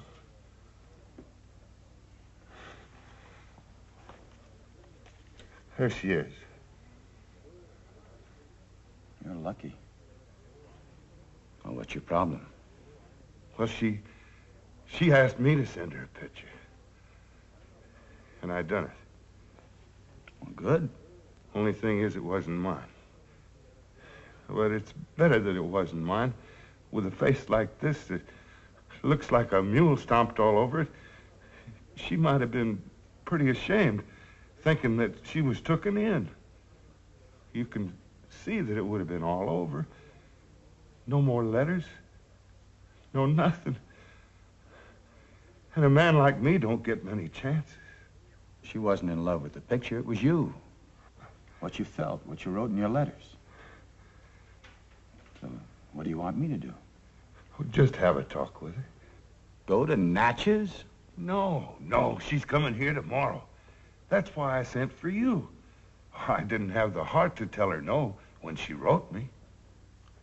Have you told the boy? No. You know Jody, Captain. He's very fond of you, and I figured that... Yeah, I'll bet. It'll only take you an hour or so to go down there. You know, if the war hadn't ended so soon, you'd have come out a general. Let's go.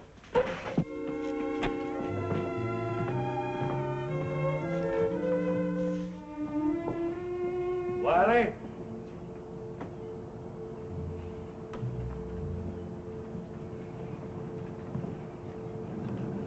Hank's hurt.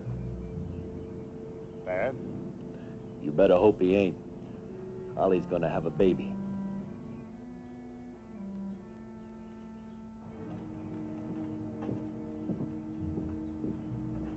Them are the Kelsey boys. Sister's married to Hank Bowers. Oh, Hank's a pretty tough hombre. He'll be all right. Sure.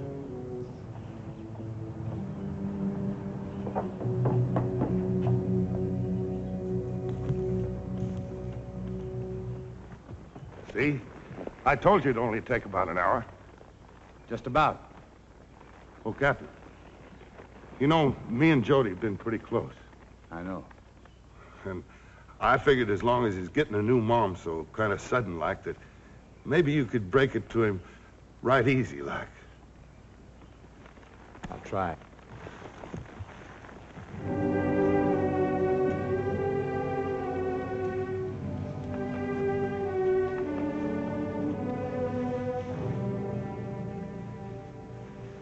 Fracture at the base of the skull. Wasn't much I could do. Wiley Ames. What are you going to do? I'll tell you what I'm going to do. I'm riding out to Wiley's place.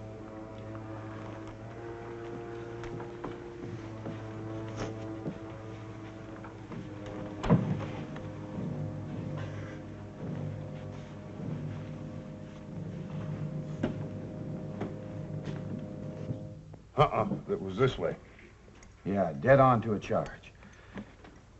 Now, as I remember it, the house was up here on the hill like this, and we were camped down here along a river, right? Yeah. The ice was so thick I had to bust it to get to the water. Well, you see, this was right after Nashville. We were cut off, we didn't have no supplies, no nothing, and boy, I want to tell you, we were mighty hungry. Yeah. We had our belts pulled in so tight they went around twice and had room left over.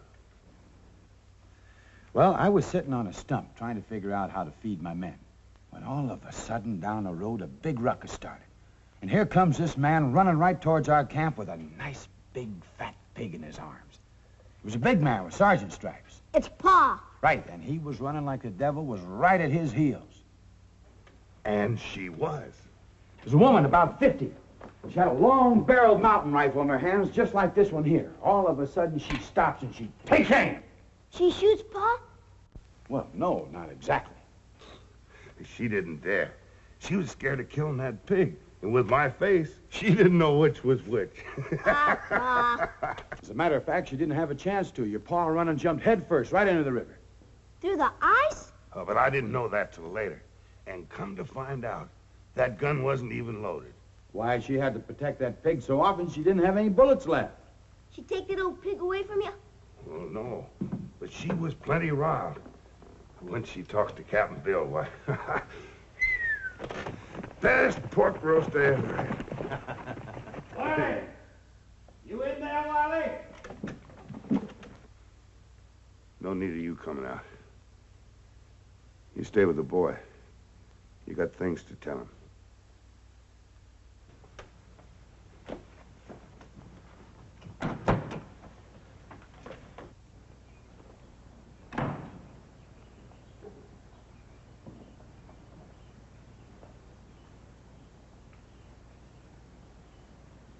Hank Bowers is dead. Dead? Without never even no goodbye to Holly.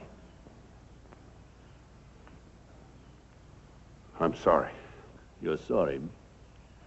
You're sorry and he's dead. Well, I was drunk. It was an accident. So Holly don't have no husband no more.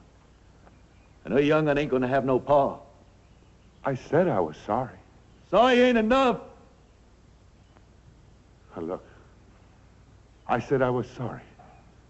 There ain't nothing I can do to bring him back. Nothing can change things. So why don't you just turn around and get off my land? You heard me, Kelsey. You get off my land.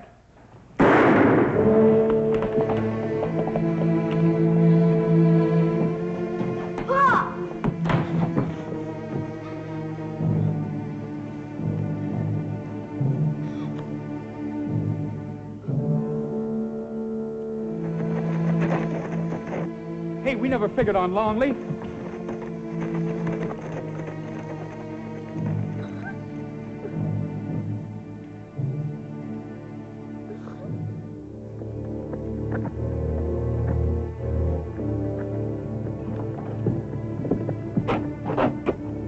I told you he'd come gunning for us.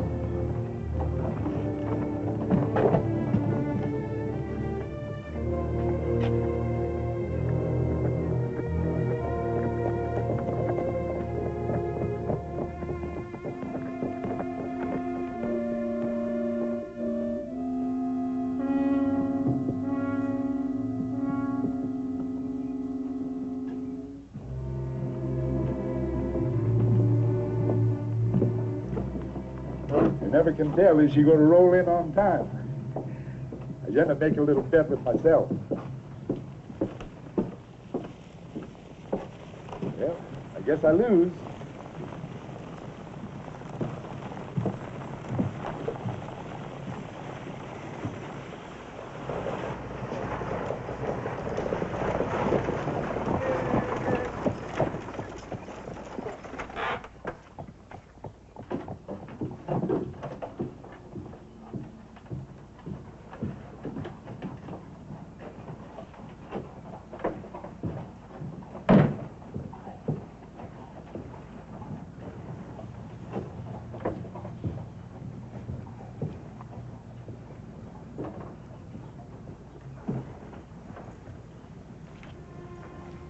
Wiley?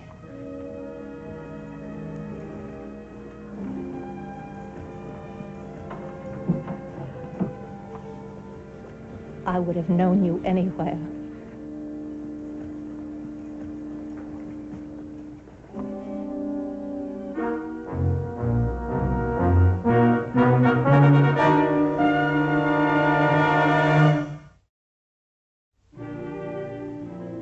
He was scared. That's why he didn't send you his picture. Afraid of losing you. He didn't mean to lie. It's my fault. I'm the one that started the lying. I was afraid of losing him. Women like me, things don't happen to us. We just stand on the edge of the crowd and watch. But I thought if I could meet him and talk to him, sometimes when you talk to people, sometimes they don't mind so much what you look like. But now he's dead and there's nothing. Just extra hours in every day. Will you go back to Natchez? I can't. I told them I was coming here to get married. Do you have any money? Any kin? Well, what'll you do? How will you live? It doesn't matter. You're wrong. Look at me, Mr. Longley. I am not young anymore. Look at me and say if there is anyone who wants me or needs me. I think there is. You wait here. I'll go to the stable and get a rig. I won't be long.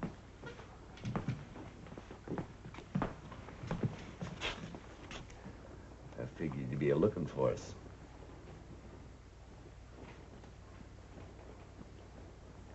I've got things to do right now, but I will be looking for you.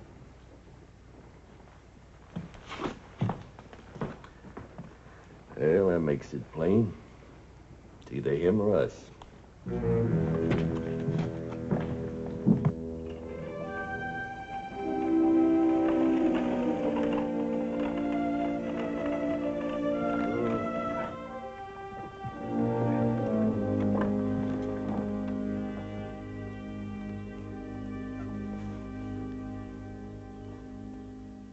I do wish Wiley had told the boy.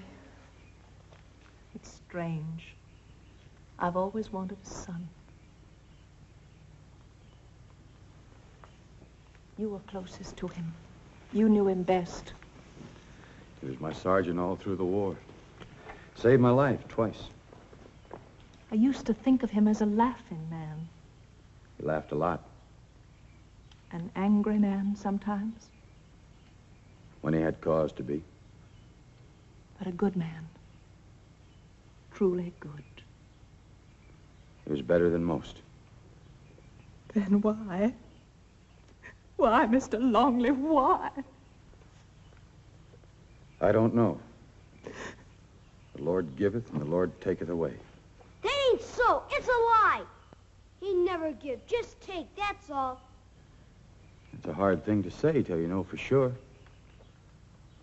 Jody, this is Miss Cora Laird. She's going to come and stay with you for a while. Don't need nobody to stay with me. Well, it can get kind of lonesome out here all by yourself. I can make out okay. Pa learned me a lot. Maybe he learned you to be sociable. I'll show you the house. You'll be all right after you put some supper in him. You think so? He's a boy.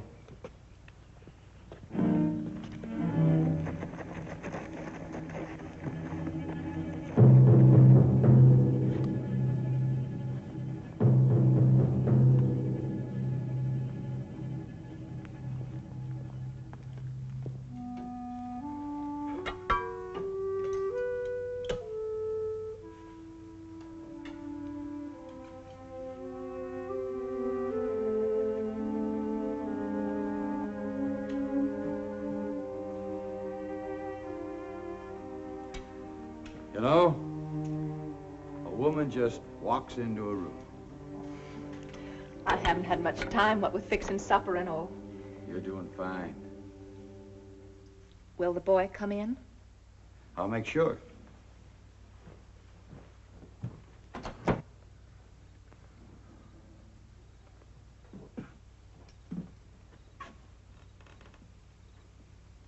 Jody. Come here, boy.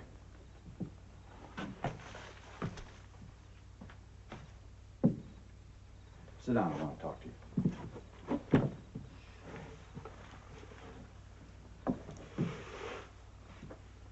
You know, you've got a lot more than you think you have. As a matter of fact, that's why your pa brought me here. He, wanted me to tell you that,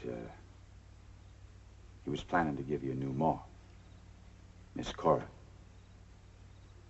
He's been writing to her for 2 years. And, he was planning to marry her. You're making it up. Some kind of story. No, Jody. Your pa was lonesome. He needed someone. That ain't so. He never needed nobody. Pa and me, we was doing fine. Now, look, Jody. And he wouldn't have took nobody like her. Did he want himself a wife? He could have had his Pip. There's young ones in town, and pretty, too, that have been glad to church with Pa. Now you listen to me. I want to tell you something. Supper's on.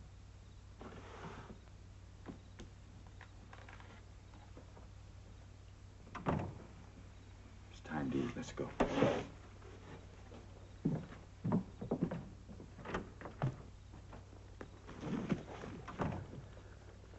Won't have no better chance. You get around the other side of the wagon. That'll give you some cover. I'll work around the barn. That way, when he comes out, we'll have him between us.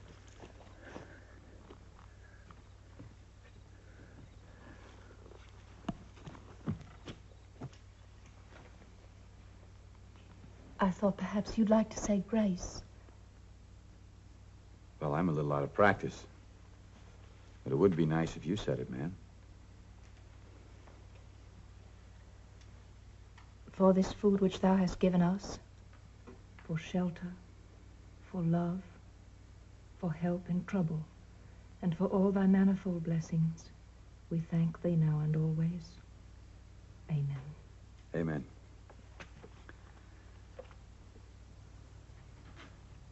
I didn't hear your amen, boy. I got nothing to aim in for. Don't you want some biscuits? I thought all boys like biscuits. I baked them special. I ain't hungry.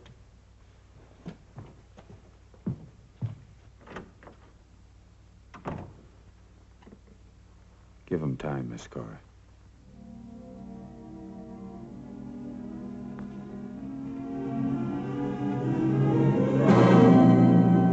Captain Bill!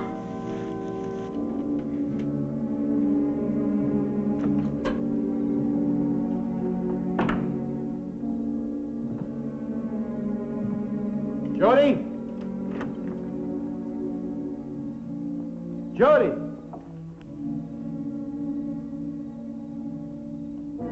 Mr. Longley, the wagon. Hold it. Hold it!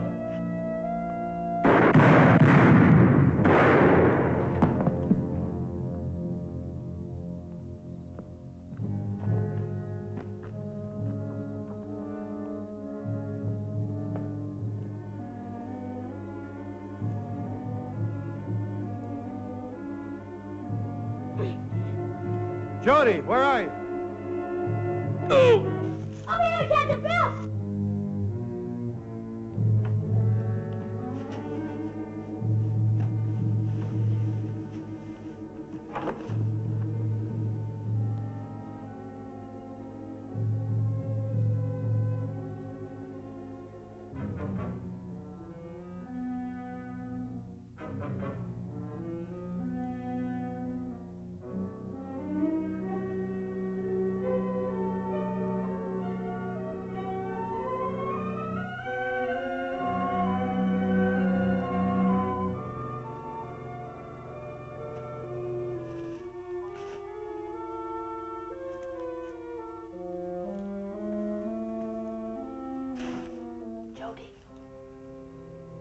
Jody!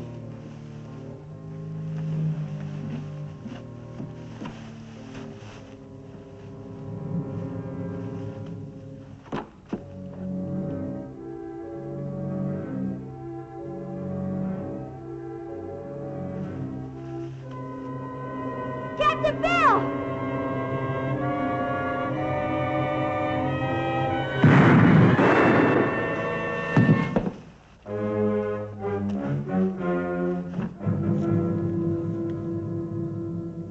Caught him in the shoulder. That's two of them I got to get to the doctor. And the sheriff. I was pure wrong. You can stay if you want.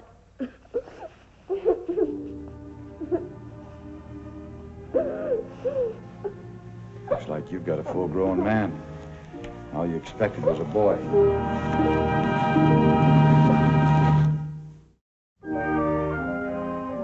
You'll be back, Captain Bill? You can just count on that. Promise? I promise.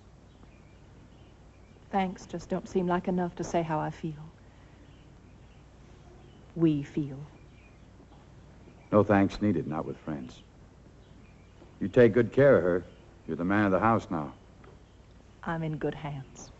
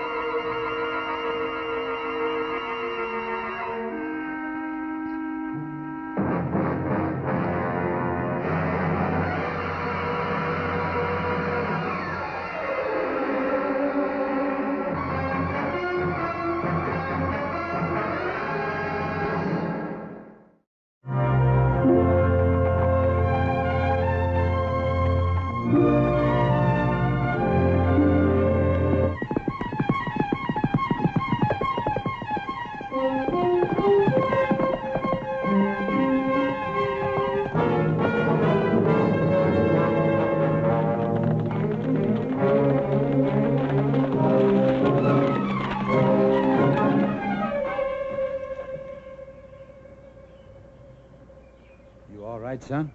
I was doing fine till you busted in and stopped me. Well, you look like you needed some help. It's a mighty big horse for a little boy to handle. I ain't so little. Besides, I had Joshua under control the whole time. Are you sure you weren't having just a little bit of trouble? Of course not. He wasn't hardly going fast at all. Joshua's a racehorse. Fine-looking animal. Ain't no better in this part of the country. I'll take your word for that. Well, I better be getting him back for a rub-down. My name's Bill Longley. What's yours? Christopher Smith. Hey, that sounds familiar. You any relation to Dobie Smith? Sure, he's my grandpa. I heard him talk about you. Well, he's an old friend of mine. I was just riding through the country and thought I'd stop in and see him. Can you show me his place? Yeah, about a mile over here. Want to race? Oh, no, I've only got a quarter horse. I wouldn't want to match him against that thoroughbred.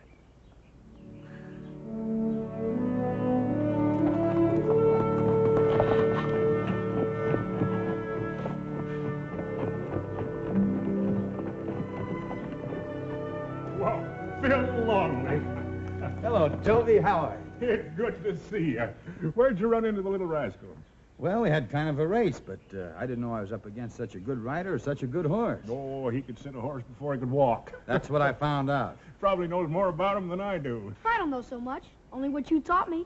Well, from knowing your grandpa, I'd say that was quite a bit. Take care of Joshua, son, and put Mr. Longley's horse in the other stall. We hope he's going to stay with us for a spell. Yes, sir. Pleased to meet you, Mr. Longley. Goes double here, Chris. That's quite a boy. Yeah. Will you have a little nip? No thanks, Joby. As I remember, you always had trouble holding that stuff. Oh, kind of eases aches and pains of old age. Yes, sir. Chris and me, we've been together ever since he was no bigger than a blanket roll. What happened to his folks? They got killed in an engine raid. Well, I'd say you've done a fine job with him, Dobie. No more trouble to raise up a youngster than it is a colt. They both need the same thing, kind words and steady hand on the bridle. Hey, I think you better look at Joshua, Grandpa. He's got a loose shoe. Yeah, I noticed he was favoring it a little when you brought him in. You don't think he hurt his hoof or anything, do you? No, I don't think so, but I'll go have a look. According to your grandpa, Joshua was so fast he runs right out of his shoes. Well, he is. And you can bet your bottom dollar on it. Let's go wash up. All ready for you, Mr. Anderson. Oh, well, Joshua here needs a new set of shoes. Get right at it. Now make sure they're light. He ain't no plow horse, remember? He is if you compare him with Diablo here. Makes that nag of yours look like Trobate. Well, now, he ain't so bad. Ain't so bad. That's the biggest understatement I ever heard. Looks like a Kentucky-bred animal. Now, there's a man knows good horse flesh when he sees it. That's right, stranger. Diablo's fresh out of the bluegrass country. Well, now, it ain't so much where he's from that counts. It's where he can go. Diablo will take on any horse in this territory. And that even includes your broom-tail mule. Why, Joshua will give that spavined-legged windsucker a four-length lead and still come out kicking dust in his face. You wouldn't want to back up some of your boast with a little bet, would you? I'm always glad to finish anything that I start. Now, if you'd like Speaking to make... of starting things, we got a lot of chores to do. Now, let's get about it. Well, just a minute Come on. here. Come on. I'll see you later. What's the matter with you, Bill? Pulling me away like I was a wet behind-the-ears schoolboy or something. That's the way you were acting. Oh, Joshua could beat that tin-horn gambler's nag without him breaking a sweat. I didn't say he couldn't, but don't bet when you're mad. Well, maybe you're right at that. I got to go over to the express office. I'll meet you back here in a little while.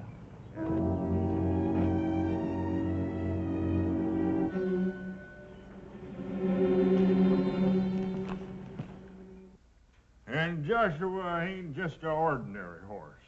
He's the smartest horse and the runningest horse that ever lived. Dobie, you got a big mouth. Why don't you back your horse up with something else besides talk? My horse can beat any horse in this territory. Now, you either put up or shut up. Oh. Now, what kind of stakes do you want to race for? Make it easy on yourself. $500. I thought you had some confidence in that nag.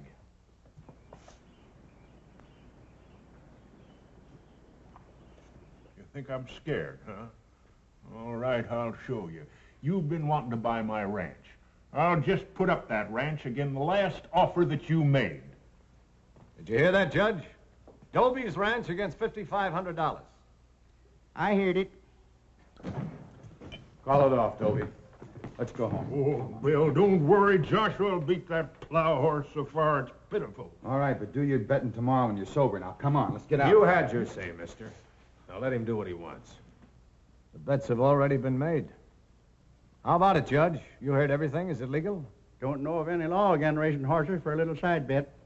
I heard the terms. Now, wait a minute. He's drunk. You know he can't hold the stuff. Dobie's over 21. Saturday noon, all right for you, Dobie? Quicker the sooner. Why give Mar all your business, Dobie? We got to make a living, too. Oh, well, now, I got $4,100 in the bank. How much of that do you want? Dobie, you're gambling your life savings. Mister, I'm not going to ask you to be quiet again. Dobie, me and Andy will take all you got. Got yourself a bet. Not if I can help it. Put that in the agreement, Judge. Come on, Dobie, let's go. Oh, wait a minute. I told you we don't like strangers meddling in our business. You're asking for it.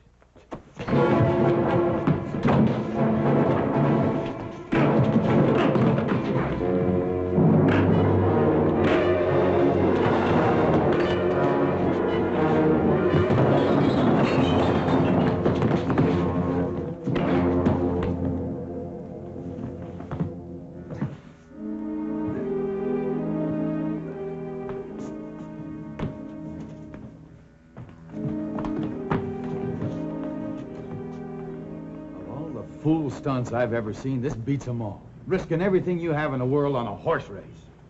Man's got his pride. Right.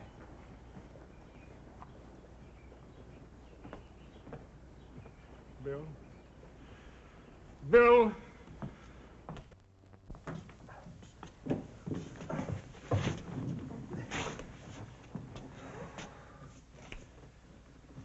I've been wanting that ranch of his for a long time. We got a lot of money riding on that horse of yours, Anderson. So he better be plenty good. Relax, he can't lose. Let's have a drink.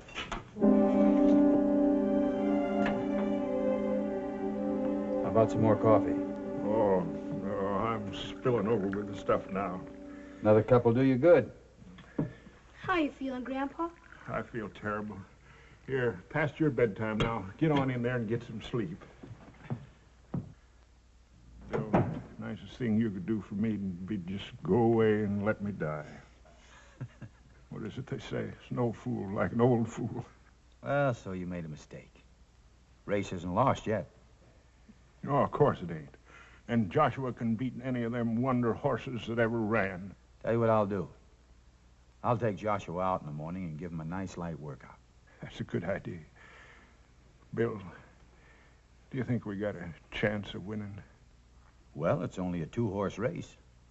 One animal or the other's got to win. All right, Joshua, let's see what you can do.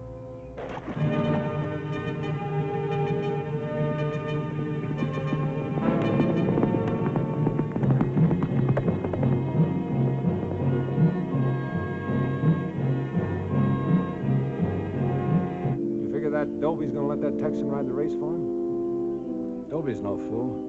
When he's sober, that Texan will outweigh him 30 pounds. There's a lot of weight to give away.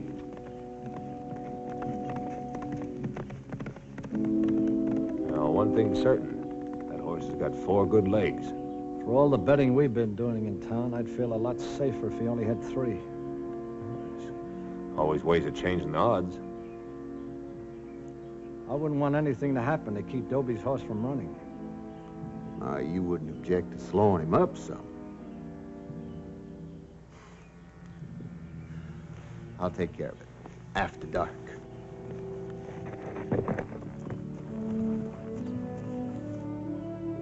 Dobie's right, boy. You can sure travel.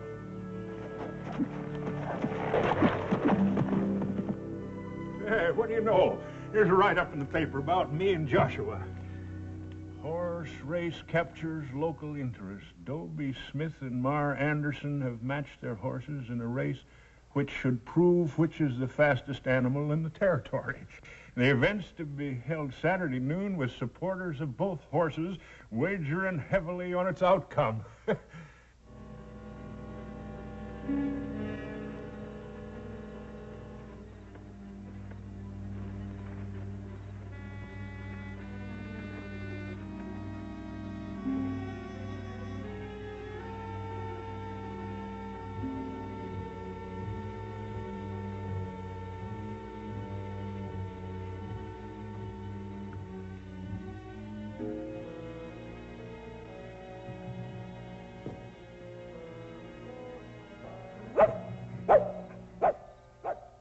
Coming from the barn.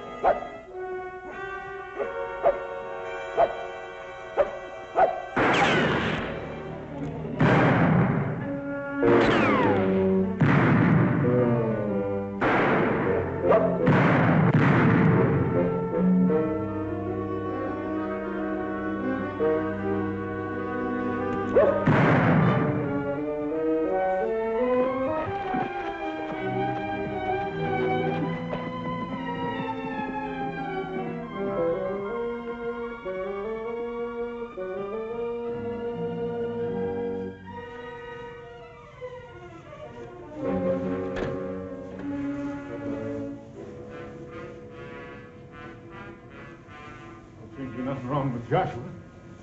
Thanks to a good watchdog. Now, who do you figure that was? That's not hard to figure. They were shooting at me. I'll bet Mar Anderson and them two sidewinder friends of his are back of this. Well, we'll know tomorrow. You go inside and go to bed and tell Chris not to worry. I'll bed down here.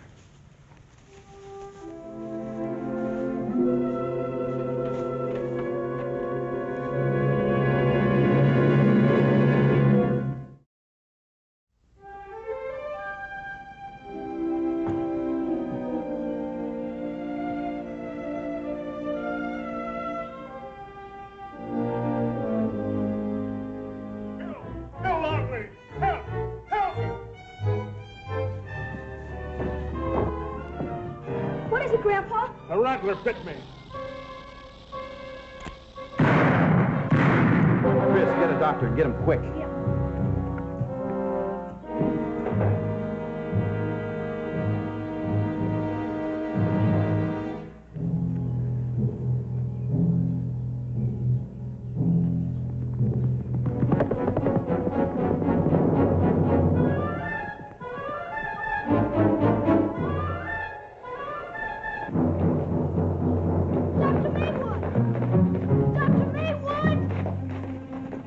What is it, Chris?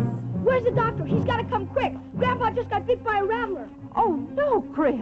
Well, I'll go right over. Well, you can't do any more than Mr. Longley. He needs a doctor. Where is he? Well, the doctor's over to Harristown. Won't be back till after supper.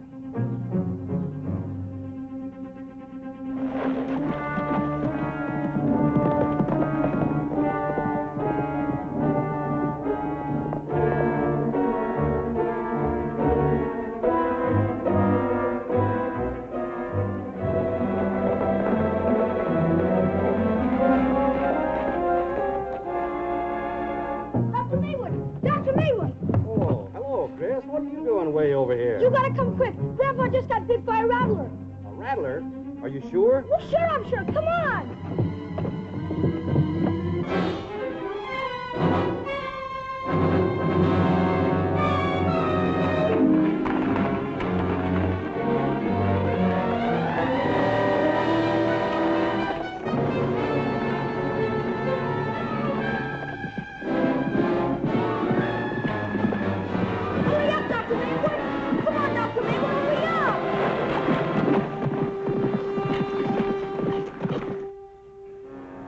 You did a pretty good job removing that venom, Mr. Longley. It's happened before.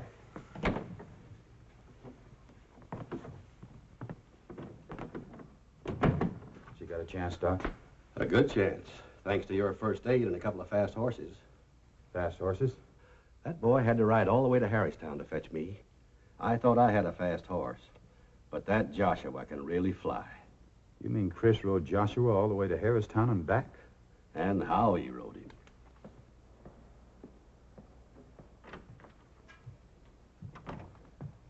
Well, your grandpa's going to be fine.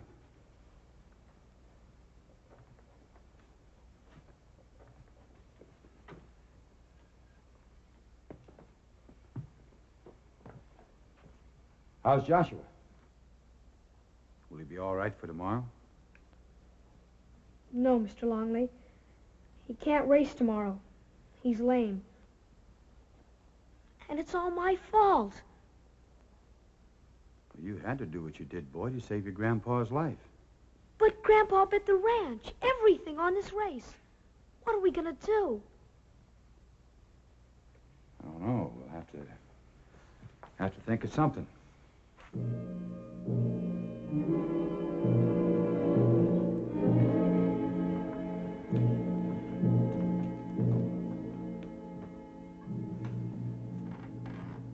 Howdy, Longley. Just to show you there's no hard feelings, I'd like to buy a drink.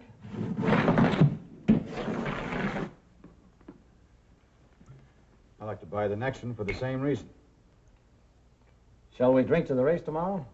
To the race, it has to be called off. Dobie's sick. He was bit by a rattler. Doc Maywood just left. That's a shame. Yeah. Looks like you'll have to get another rider. How about that, Judge? You know the terms of the agreement. This race between two horses. Any question about the fastest rider, better make it a foot race. Maybe you'd like to ride Dobie's horse. I saw you exercising him a couple of days ago. Don't you think I'm a little heavy for racing horses? Besides, Joshua come up lame. No, ain't that too bad. No horse, no rider. Looks like all we gotta do is pick up the stakes. Yeah. How about that, Judge? Might come under the head in a default. Well, if there's no objection to the switch of riders, how about a switch of horses? I said Diablo could take any horse in this territory. And the offer still stands. Well, my horse is only a quarter horse. The race is a mile. You want to substitute your horse for Dobie's? It's all right with us. Any horse, any rider. You, put that in the agreement, Judge? It's in the record. Well, tomorrow noon.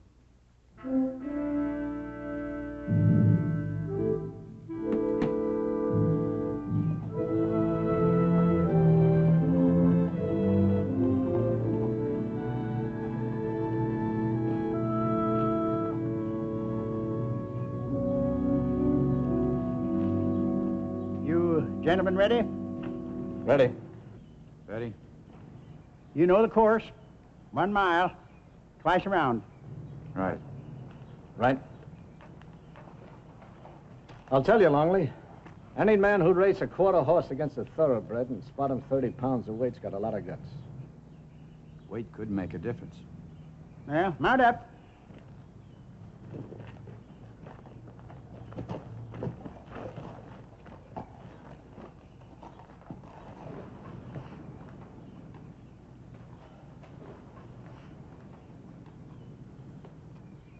What is this, Longley?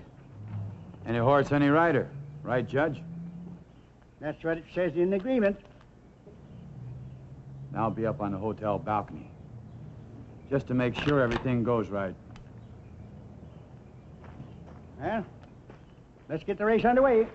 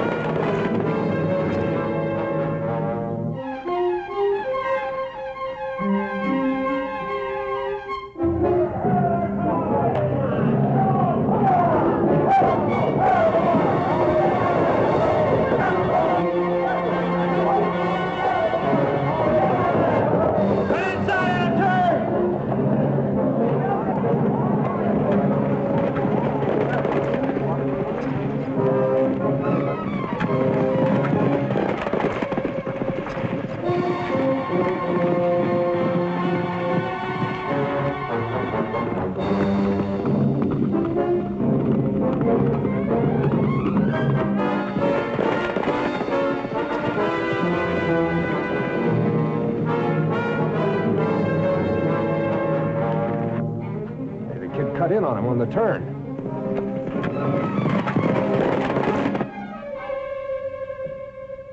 We better do something about that. Oh, we can't afford to lose this one.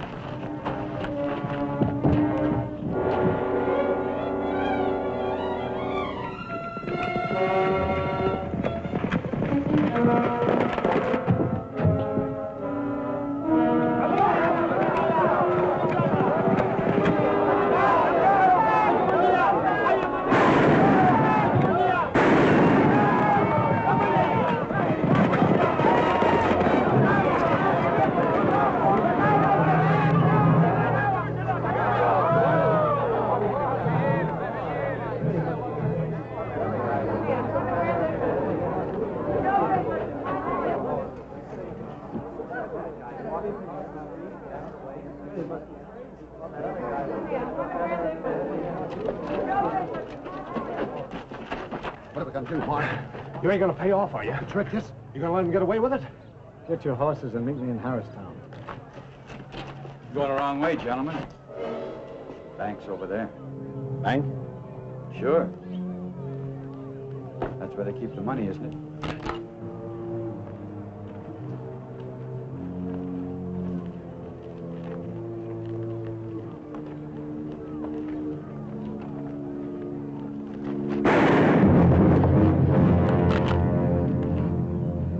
Keep moving.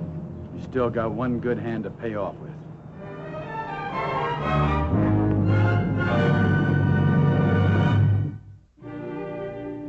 Bill, I don't know how I'm ever going to thank you. Thank me? What for? You saved me from being a fool of an old man. I've learned my lesson. Just as long as you remember it. I'll never bet again. Here I am without too many years left. I was saving up that money in the ranch for the boy. Oh, I'll never bet again. Hey, I was just rubbing down Joshua, Grandpa. He's sure feeling his oats. Well, that's good, son. He's all right, huh? He's just busting to run. Say, Bill, that horse of yours is pretty fast. I wonder if Joshua could take him in a country mile. Tell you what, I'm not a betting man, but I'll make you a little wager.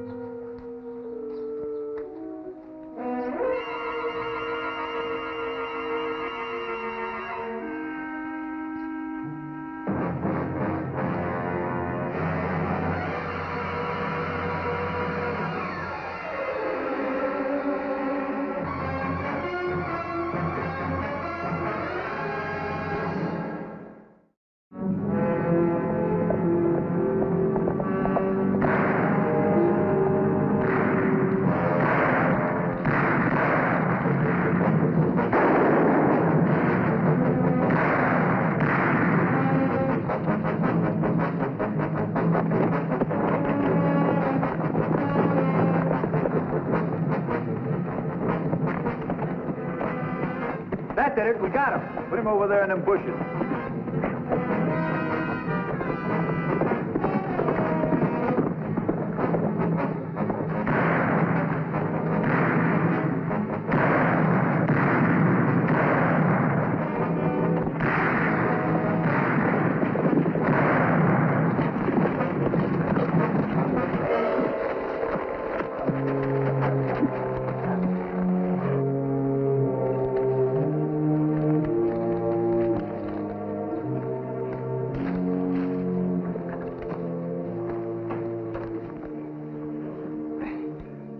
Judge Bradford. That's right. What's left of me? Water.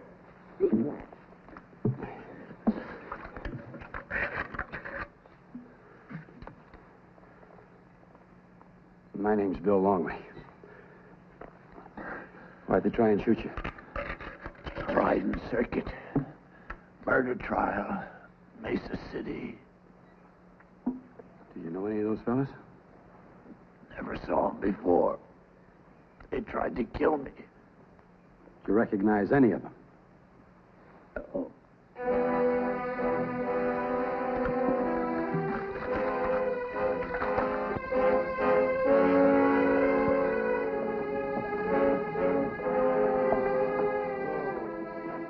What happened? Three men jumped him, tried to kill him. Here, let me help you. Wait a minute.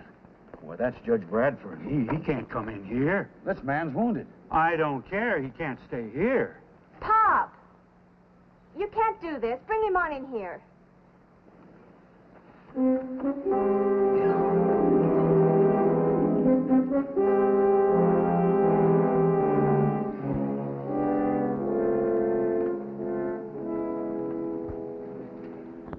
You were going to let him die out there. Why didn't you want to bring him in? I'm sorry, but he's the hanging judge. He's the one that's supposed to try Sam Aldrich for murder on Friday in Mesa City. What's that got to do with you? I don't want to get tangled up with Sam. You think he did it? I wouldn't know. The way he looks now, he isn't going to be holding any trial on Friday. Well, maybe that's what Aldrich figured. He knows how to take care of himself. Told you I didn't want to get mixed up with it. He's lost a lot of blood. We better get Doc Fry. I'll get him. Which way? Just a minute. I said I didn't want this hanging judge in my house. You take him over to Doc Fry's in the buggy. What do you want him to do, die on the way? What I don't want is Aldrich and his murderers coming down on our heads, shooting and burning us out. Father, we'll take our chances. You go ahead, please. Send Doc Fry back here. Tell him it's Pop Kohler's. It's about a mile down the road. I'll find it. I'm glad somebody in this family's got some courage.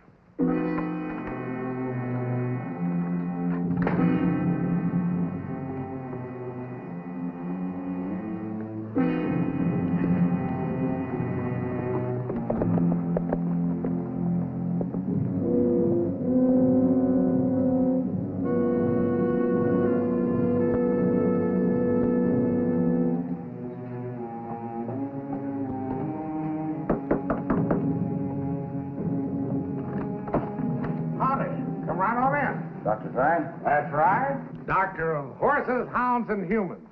Some people say I'm best with horses. There's a man hurt over at the Kohler Ranch. How soon can you get there? Oh, not Pop Kohler. Oh, that's too bad. I don't know what Julie would ever do with Judge Bradford. He was shot on the trail. He's hurt bad. Oh, Bradford. So they went after him. How serious is it? I told you, bad. Well, are you sure Julia can't take care of him? I don't want to get mixed up in... Yeah, I know. You're scared of Aldrich, just like everybody else. Yes. Yes, you're right, of course. I'll go. I'm going into Mesa City. Well, now, Mr. Aldrich, I just have to raise you about 20. You must be playing on my bail money.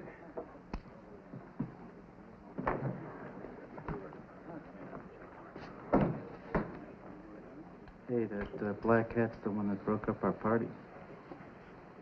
If he is, you better watch out. I know him. He's the Texan.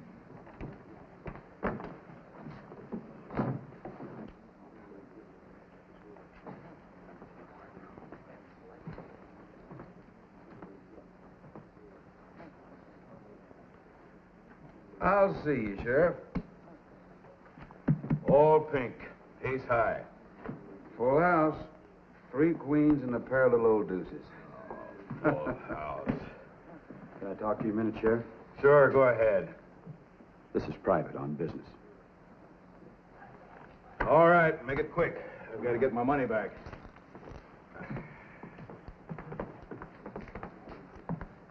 All right, young fella, what's on your mind? It's about the Aldridge trial. Judge Bradford may not make it. Why? He was shot this morning. Is he dead? No. I left him at the Kohler Ranch. Doc Fry's taking care of. Kohler didn't like it much. Neither did Doc. Aldridge has him scared. Sam's got a lot of people scared around here. Where do you stand, Sheriff? I'll tell you where I stand, son. Just because you saw me playing poker with a man under indictment. Don't get any wrong ideas. I once shared a bottle with a horse thief just an hour before I hung him.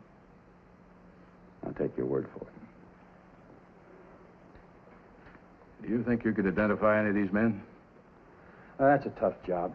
They look like anybody else. Like those men over there, for instance.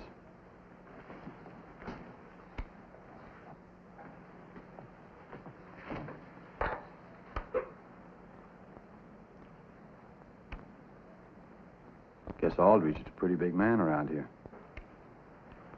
About half of those boys all work for him. What's he accused of? Murdering his partner, Jim Watson. We found Jim gunned down one morning. Same day they shipped a big herd up to Wichita. Any evidence? Witnesses? None that I know of. Oh, we found Sam's gun near the body with 3 shells fired. Same caliber we took out of Jim. Sam was the only one around here who stood to gain anything by the killing. That's not much to go on.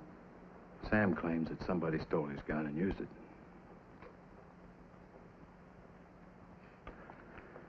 I'll go get my horse and we'll mosey out to the Kohlers. You have a drink. Sam, I'll be back later. Now, don't you go losing all my money while I'm gone. A friend of mine over there says you're from Texas. That's right. In town on business? Yeah, you might call it that. What kind of business would that be, mister? Where you need a sheriff? You worried about something? No.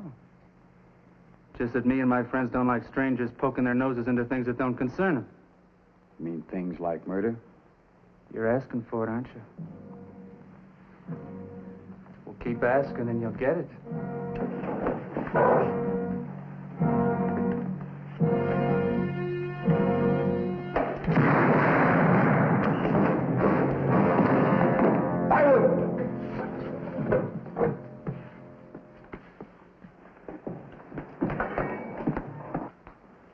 Right on time, Sheriff. The stranger there just shot Cagle in cold blood.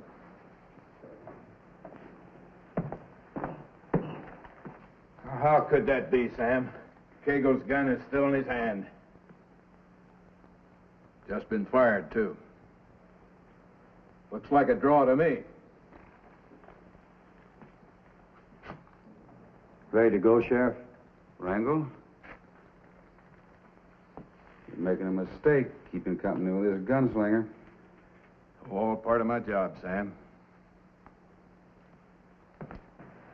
Let's go, boy.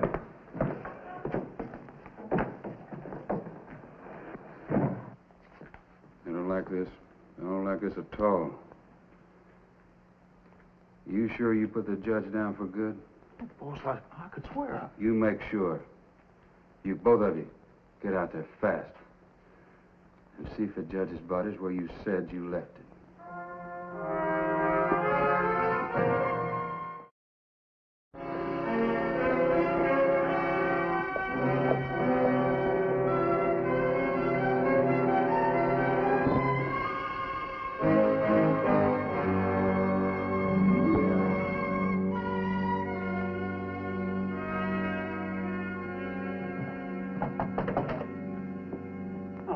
Hello, Pop. You know Longley here. Can't say that I do. I brought Judge Bradford in. How's he doing? How do I know? Oh, come on, Kohler. You can't be that scared. I don't know who you are. I never saw you before in my life, but I can promise you one thing. Judge Bradford isn't here and hasn't been. go inside, Pop. Well, sure. You're the sheriff.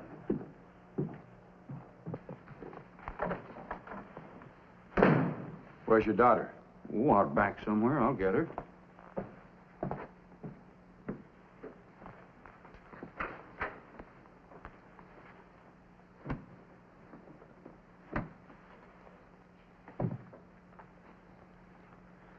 That's funny. I could have swore there was a big blood stain right there. What's going on here, anyway? Are you sure this is where you brought the judge? Yes, I'm sure. I told you the guy's scared. Being scared ain't gonna take out bloodstains.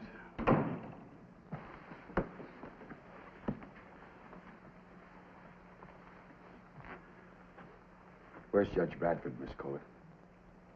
I don't know. Yes, you do. I don't even know what you're talking about. You mind if I have a little look around, Pop? Oh, I hope so, sure.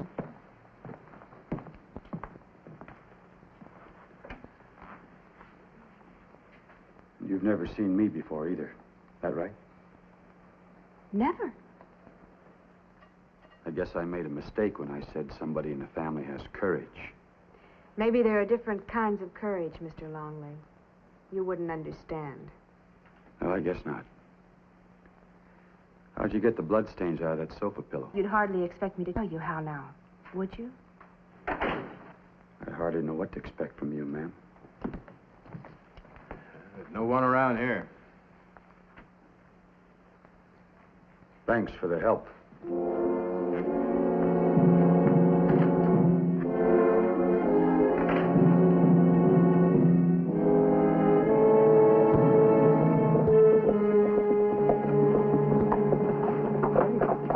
Afternoon, Clam. The doc at home? Nope. You see the buggy's gone, don't you? I don't jump at conclusions, Clam. Where can we find him? You're going to have a long trip. He's clear over the Indian reservation. Left 3 days ago. What are you saying? I talked to him myself this morning. You did? Where? At the Indian reservation? You didn't catch some measles because that's just what they got. He doesn't know what he's talking about. Clem may be old, but he usually knows what he's talking about. And like I told you, Doc Fry's on the level. Well? I give up.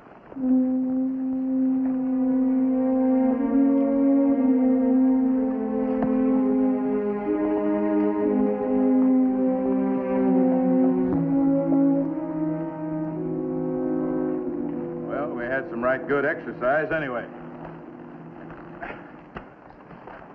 Glad to have met up with you, Longley. Enjoyed the ride. You haven't believed a word I've said, have you? Like I told you, I'm a man who believes in what he sees. However, my office is always open for new information. You might just get some.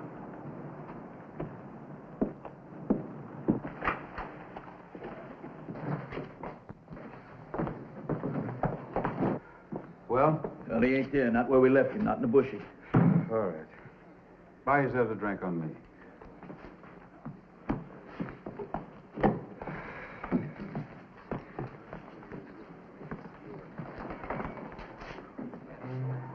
Well. Still in town. Thought you might be smart enough to know when you're not wanted. Sometimes I can be stupid.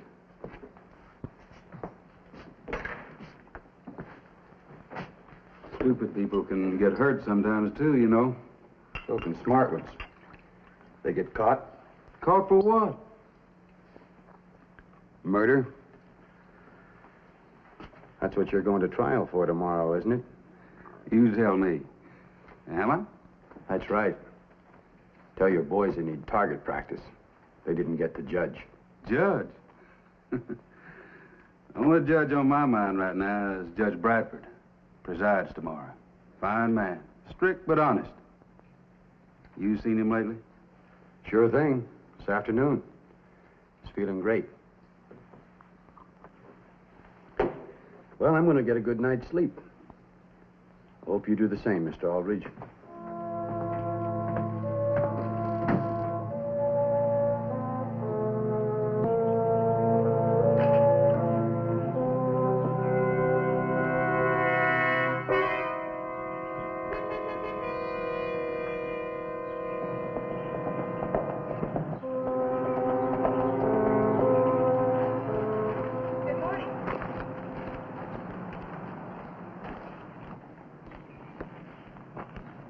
surprised you recognized me. I'm sorry about the other day. That makes two of us. We had to be sure.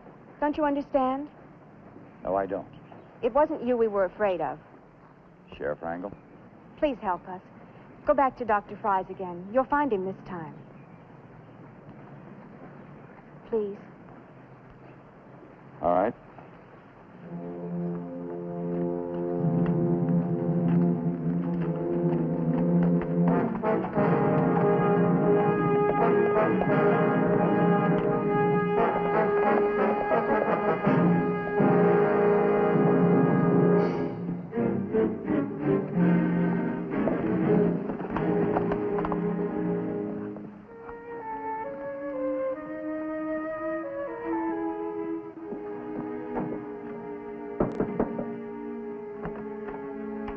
Come in.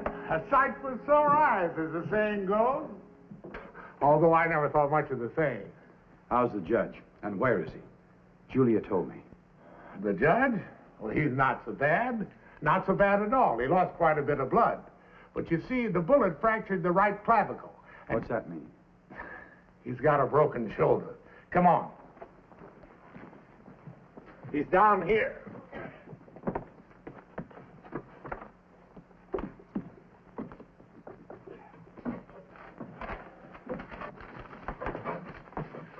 Well, Judge, you look a lot better than you did when I pulled you out of those bushes. Feel a little better, too. Longley, thanks for everything. Forget it. Feel well enough to hold trial this morning? I'll make it, but I'm counting on you to help. Don't worry, Judge. I'll get you there. Doc, what's your real opinion of Sheriff Wrangle? People seem to think he's honest. Well, if he's so honest, why did Kohler have to pretend the judge was never at his house? And Clem said you were out on a reservation. Well, in this situation, we were a little afraid of the sheriff.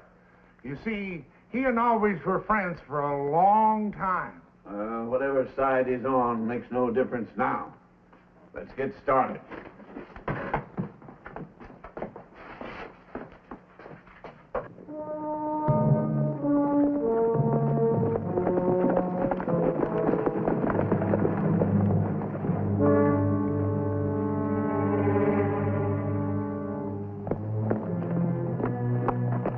All right, you boys spread out so as we can cover the house.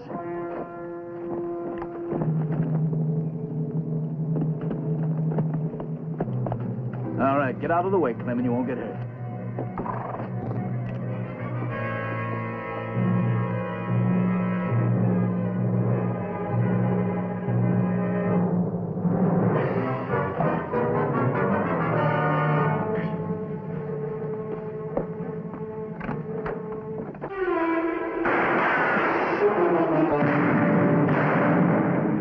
Cover the front window.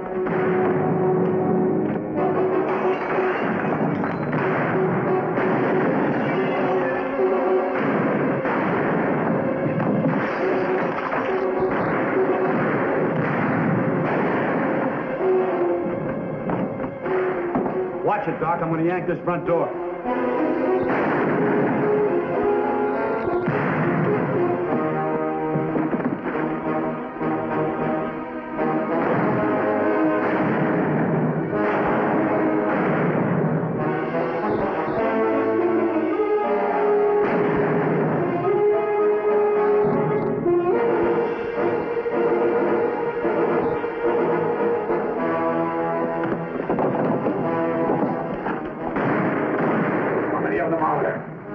I don't know.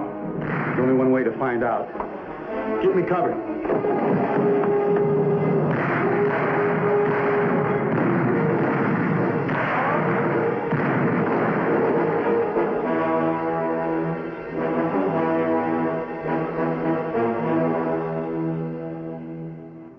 Doc!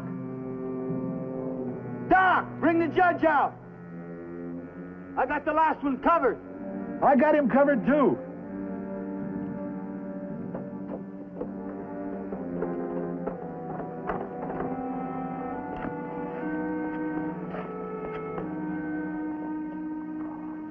Keep your eye on him.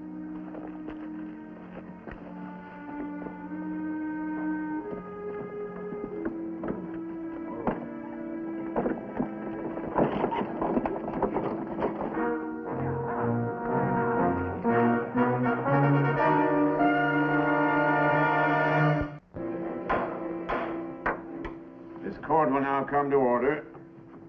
The people versus Sam Aldrich. All right, Mr. Aldrich. Take a stand.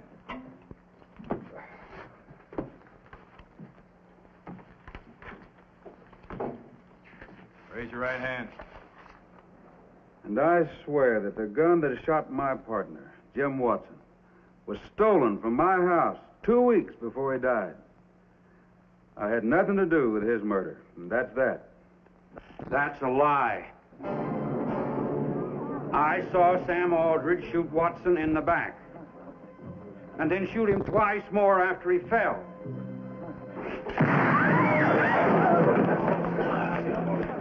Looks like you just put a noose right around your own neck. Kohler, I never would have guessed.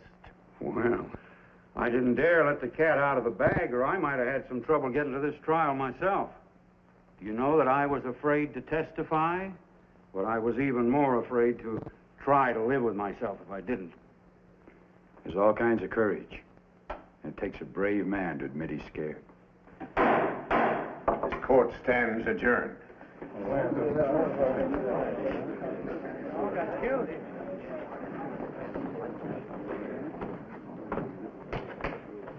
Young man, I can't begin to tell you how grateful I am. You saved my life. Glad to have been of help. I still don't understand why they were trying to kill you. That's the pity of it. All that killing for no reason at all. Aldrich should have known that even if they did kill me, another judge would take my place. Murder is never outlawed. Well, I guess everything's solved. Except for one thing. How did you get the bloodstains out of that sofa pillow so fast? A woman's prerogative, Mr. Longley. I switched pillows. Well, one thing for sure, I'll never understand women.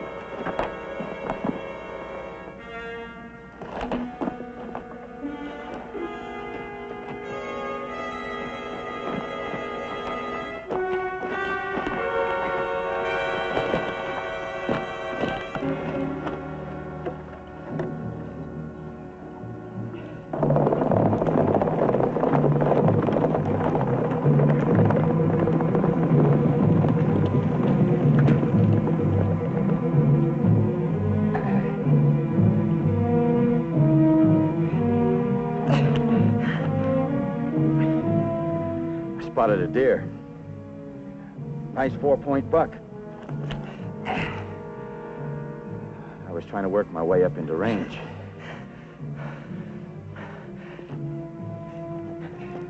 Trouble is, he spotted me too.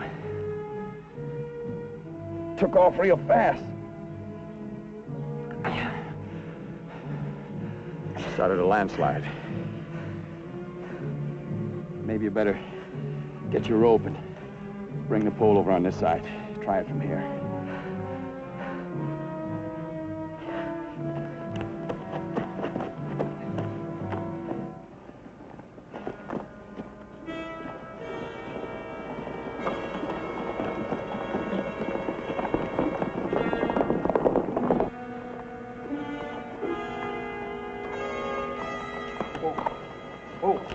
That's it. That's it.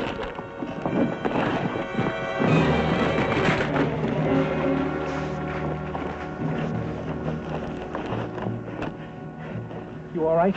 Yeah, I think so. Caught like a pipe in a vice. Mighty uncomfortable way to die.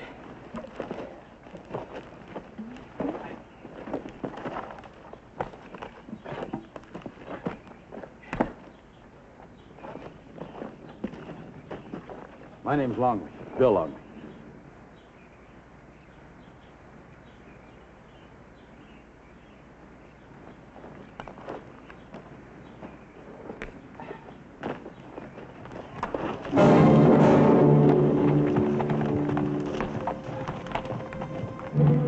Quick, behind the brush.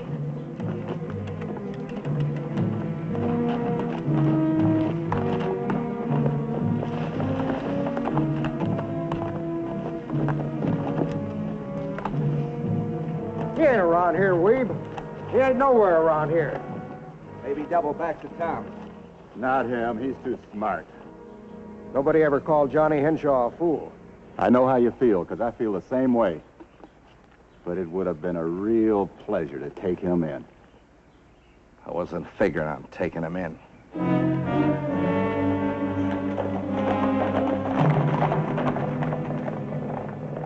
You could have hollered. I owe you for that. You're one of the Henshaw boys.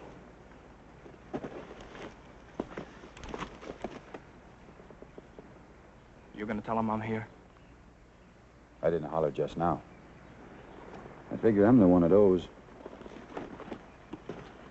Mister, you could pay me off. Look, just take this into town to Jessie Martin. She runs the post office there. Just take it into her. That all? That's all. Look, you said you owe me. All right.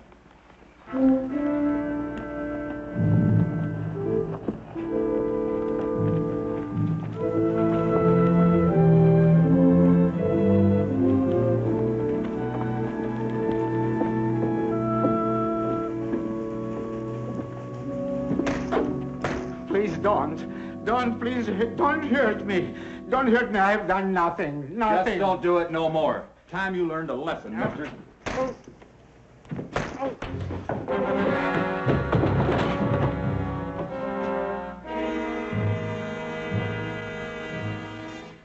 You've got 30 pounds and 20 years on him, mister. Then let him stop giving this town a bad name. Saying we don't hold the law. Taking up for that Johnny Henshaw. I said only that he did me no harm. Go on. Just keep saying that. It's done me no harm either. Any reason why I shouldn't say it? This ain't gonna make the sheriff like you no better. You neither, mister.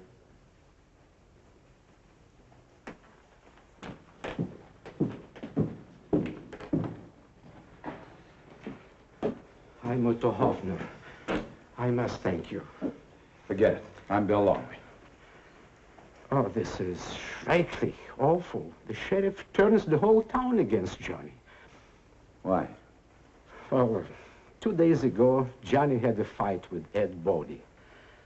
And yesterday, they find this body His place is 5 or maybe 6 miles away from here. And he has a bullet in his back. And they're saying Johnny did it. Well, naturally. If your name is Hinshaw, and your brothers are killers, criminals, and you spent 3 years in jail, it's no wonder that the people think this way. But you don't think it. He's been working here for 14 months.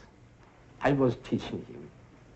I was hoping that maybe he has good hands.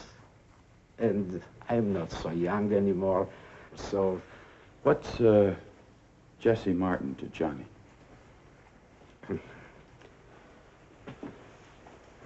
You should have better asked what she is to the sheriff. The sheriff? Yes, with Martin. He's her brother. Thanks.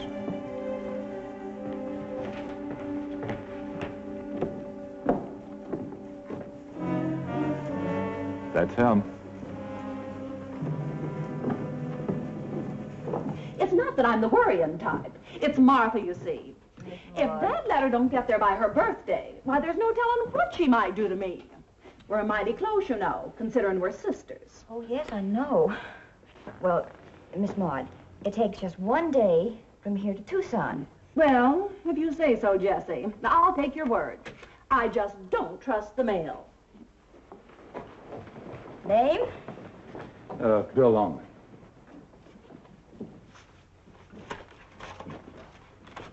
Nope, afraid not. Don't have anything for you. I have something for you. Johnny's. Is he all right?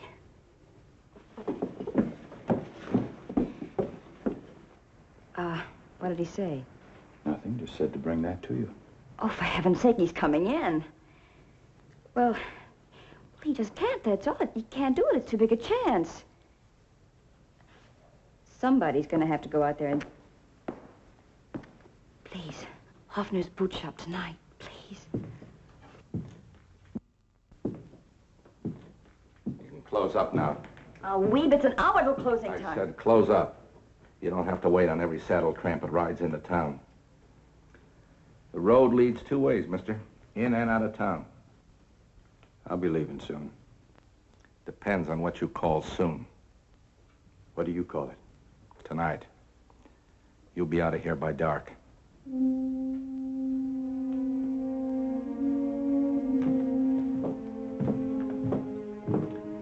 Now you can close up.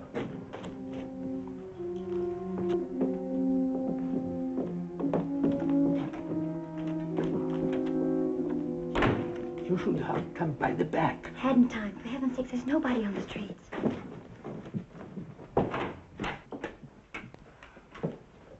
Well, I thought you'd gone. I didn't see your horse outside. He's out back. That's good, because you've got to take Johnny with you. Please. If he comes in. Well, I know him. He will. Once he's made up his mind. Even to kill a man? Johnny didn't kill anybody. A man was killed. Johnny started running. He knows Weeb hates him. Why? Why? He's my brother.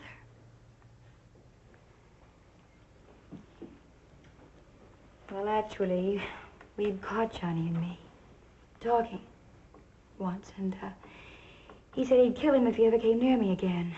Johnny didn't kill Ed Bodie. He had no reason. They had a fight that afternoon.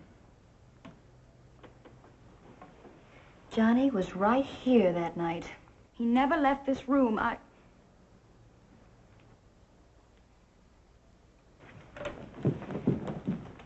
Look, he was working on these almost all that night. He wanted to finish them. Yeah, that's right. Now I remember. Oh, yes. He was so proud of them. This is the first pair he's made by himself. Now, if a man wants to finish his work so much, does he go for 5 miles to kill somebody?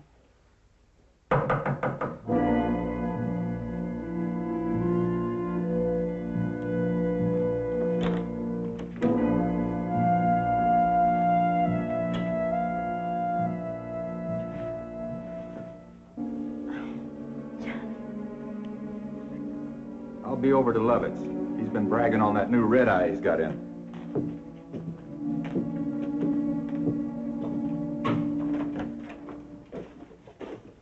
Weeb? I thought Jessie might be here. I stopped by the house. Jessie? Hasn't she been with you? Well, now that's plain ridiculous, isn't it? Why would I be looking for her? Not that she can do much, I suppose. Letters mailed and gone. But there's just no telling about that sister of mine. She's just as liable to fuss and fume if my birthday greeting gets there too soon. Apt to say that it was just a chore I'd done and got over with as fast as I could. There's just no telling which way she might jump. But I suppose that's the price one has to pay. I mean, being so close and all. Well, just like the minister said at the meeting last week. Weeb!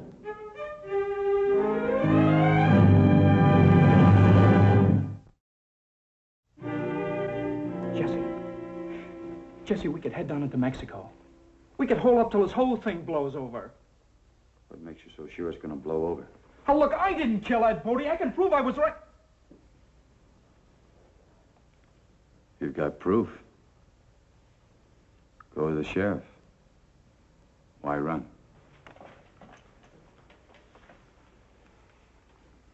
He's right. Go tell Weeb. You've got to sooner or later. If you don't, I will.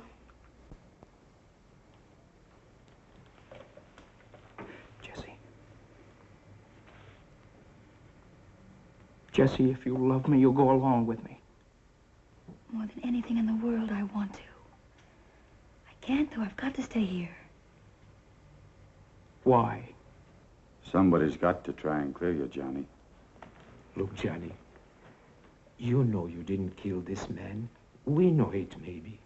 But somebody has yet to make the town to know.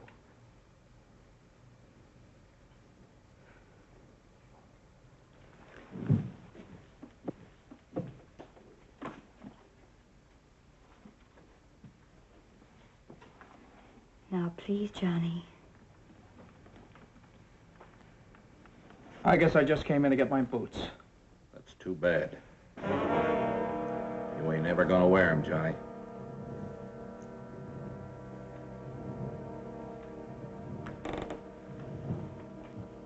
Oh, Weeb! I'll talk to you later.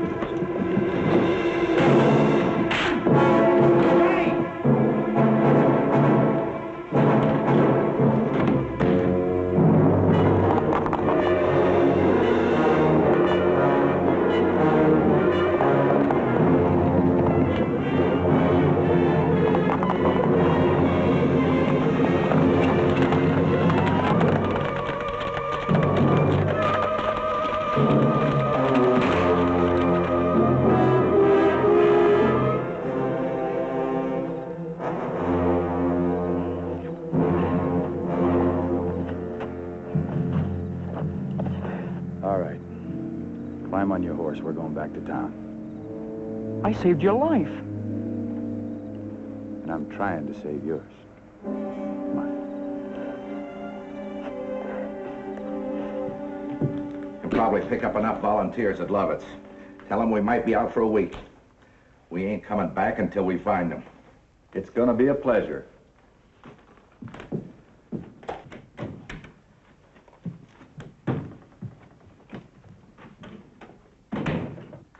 I'm going to give you one more chance to tell me, Jesse. How long you and Hinshaw been seeing each other? Hoffner knew about it too, didn't he? Who else? Who else? He's dirt, you hear me? Dirt. Just plain dirt. He ain't fit to walk on the same street with you. Who is? I had a duty put on me. I tried to bring you up decent. Decent? So that no man would look at me twice. I only did what was right. What you thought was right. Weeb, I'm not blaming you. There is such a thing as a person loving someone a little too much. And I'd honestly rather not be loved at all. Weeb. Let me go. I'm not a child anymore. Please let me go. And let him go, too, I suppose, huh? Oh, Weeb. He didn't kill Ed Bodie. You know that. I don't know anything of the kind. Look, honey, we've got a name in this town, a good name. I'm not going to let the likes of Johnny Hinshaw rub his dirt off on it. Do you hear me? Make up your mind, Jesse. I'm going to find him and that friend of his, too. I'm going to find the both of them. Go ahead, ask around town. Won't nobody talk? They're too afraid of Weeb. Yeah, that's true. Doesn't Jessie have any other kin? Her folks died when she was 5 or 6. Weeb being older, he brought her up. Might as well put a barbed wire on her. Couldn't nobody even ever get near. You did? Sure. Hiding around corners in the dark, seeing her always worried and afraid lest Weeb is gonna find us out. Why didn't you face him? Oh, sure. I go to Weeb and say, Weeb, I'd like to marry your sister. And he says to me, what do you got to offer? And I say, 3 years in prison, a bad name, and a couple of brothers who've been hung by the law. Any more questions? I told him he must believe in himself. I told him a man can change. Try telling it to Weeb Martin. We may have to, Johnny. Yes. There's only one excuse to hold Johnny. It's because of his fight with Bodie. What were you fighting about? Nothing. That wouldn't sound very good in court. What were you fighting about? I told you nothing. A girl.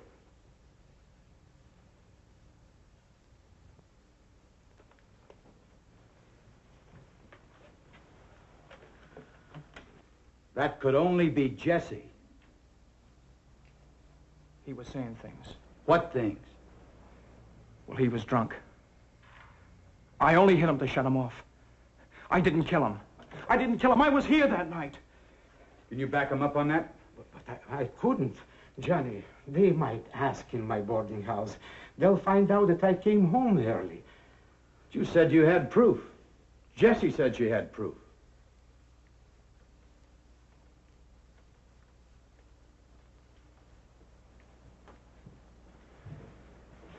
But you wouldn't let her talk. I think we ought to talk to her now, Johnny.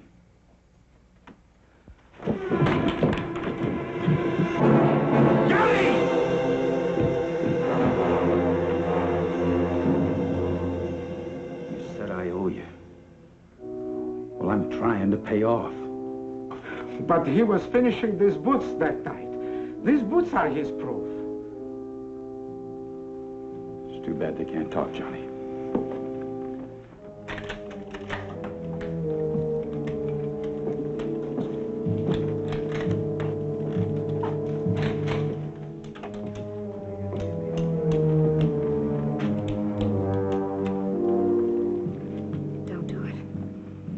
If not for my sake, then for yours. It's a little late in the day to be worrying about me, isn't it? All right. Find him. But you know something? You won't find him because I will. I'll go to him. You can't stop me anymore. You can't hold me. He's unarmed. Just so you wouldn't have an excuse to shoot him. You brought him in? Brought him in? You don't see a gun in my hand. He came in to testify. You mean to hang? If he's guilty, don't you have to prove that first? He's guilty, all right. Or else, why did he run? Why'd you run, Johnny? It's your neck. Why did you run? It's my fault. I told him to run. I told him to run because Weeb hates him. He hates him because of me. Jessie! It's time somebody told the truth, Johnny. I can prove that he didn't kill Ed Bodie. Will you shut up? That night, Johnny was in his room. I ought to know because I was with him. At least until after 4. You're lying. You never left the house. How do you know? You weren't even home. You'd say a thing like that? You'd say a thing like that right out? You're right. I would have said a lot sooner, but Johnny wouldn't let me. He didn't want the town to think that... Think? What have you left him to think? We talked. I was working on my boots and we talked. I'd kill a man for less than that. I'm gonna kill you with my hands. With my bare hands, I'm gonna kill you. Spotty, you used a gun on Bodie, but maybe what he did wasn't so bad. Just a little drunk talk about Jesse.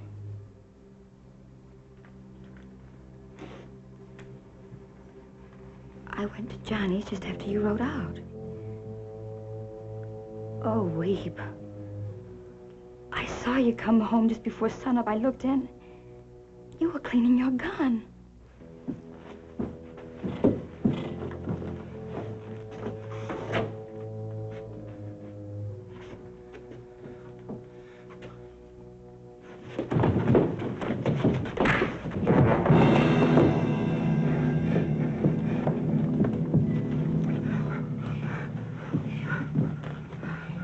No! I'll take care of him. You have to, you can leave a guard.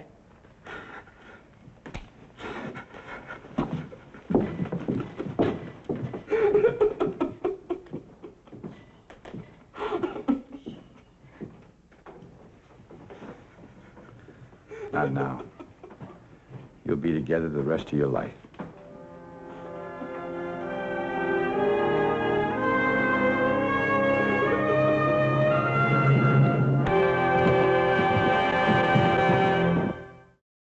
First, we changed the name on the sign. Henshaw and Hoffman. Sounds good, isn't it? Fine. Another year or so, I'll be able to carry my share. You come back. I'll make you a pair of boots. Free. I figure we paid each other off. Well,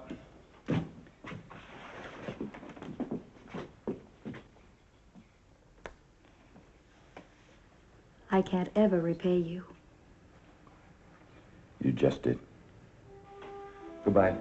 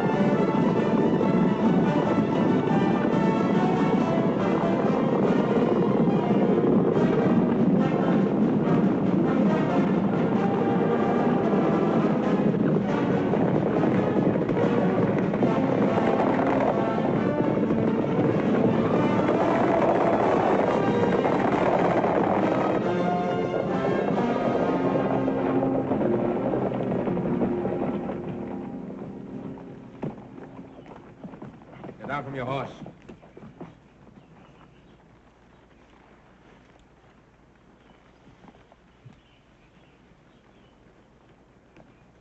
What's this all about?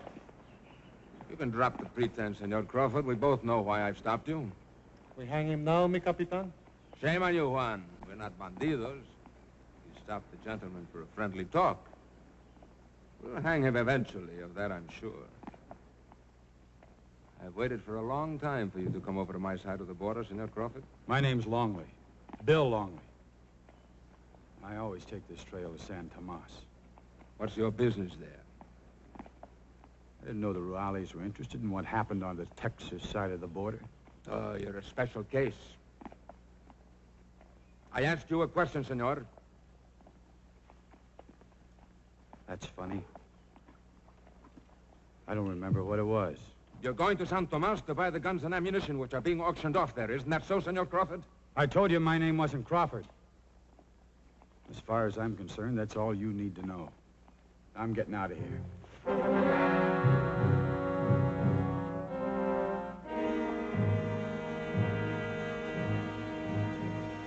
Maybe I have made a mistake.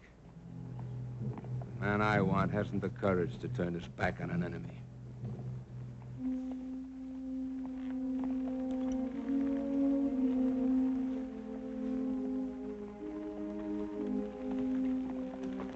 Hope you find who you're looking for, Captain. I will.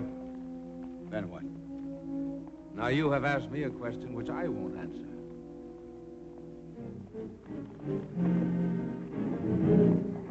Adios. Do I hear more? Going once, twice, third and last, sold to Mr. Ramsey.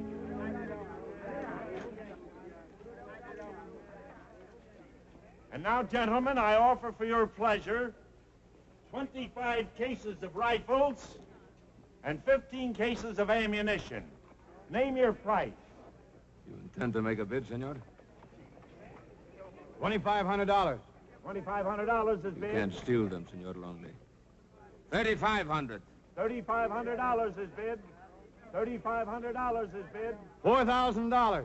$4,000. Price goes up, Captain. $4,000 is bid. 4,500. $4,500 is bid. $5,000. $5,000 is bid. It's your turn. $5,000. $5,000 is the bid. Going once, twice, third and last. $7,500. $7,500 is the bid. Do I hear more? He's talking to you, senor.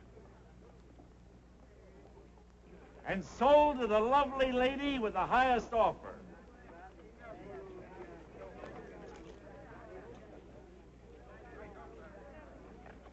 Well, looks like neither one of us will get those rifles.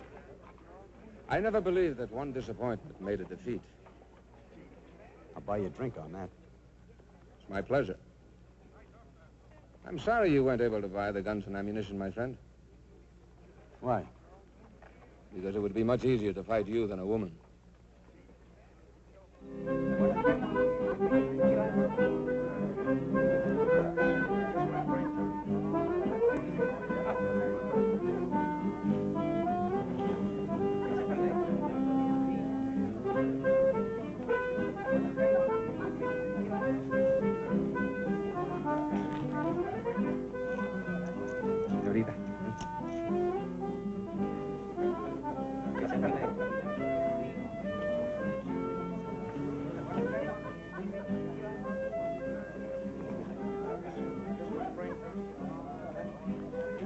Oh, I beg your pardon, senorita.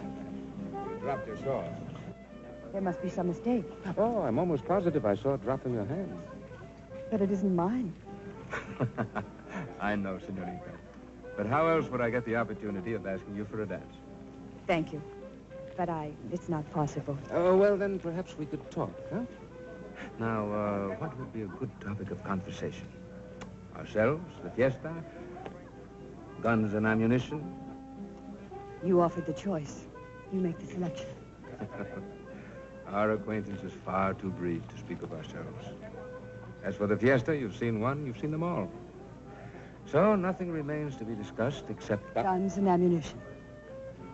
What an unpleasant subject for such a beautiful evening. Very true, senorita. Then let's not talk about it. I was only curious why one so young and lovely would want $7,500 worth of death and destruction. I think we better dance after all.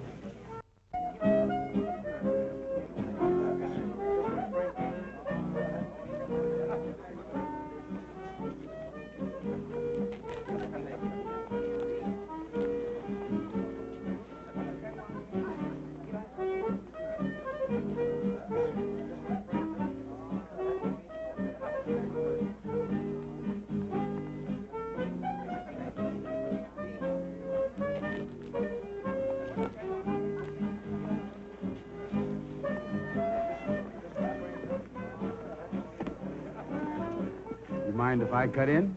Yes, I certainly do. A little honest competition never hurt anybody.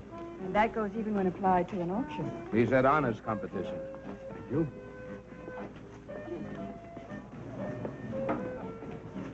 My name's Bill Longley. Are you going to be in San Tomas for the whole fiesta, Mr. Longley? That depends on you. What you're going to do with those rifles you bought today. Senor de Costa asked me almost the same question. What'd you say to him? Thank you very much, Mr. Longley. And now I must be going.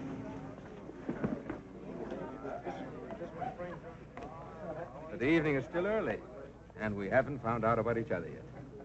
Some other time, perhaps. I'll walk you to your lodgings. And I'll come along to see that no harm comes to either of you. Well, that's not really necessary. Oh, but I insist. Indeed we do. Don't we?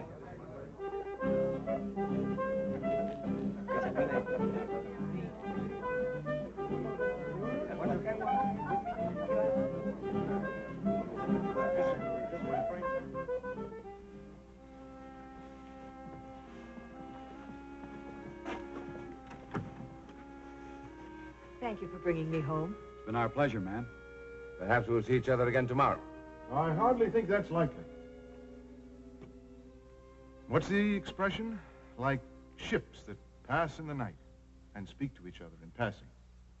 A look and a voice, then darkness again and silence. Exactly. I was just about to have a nightcap. Won't you join me, gentlemen? An excellent suggestion, senor.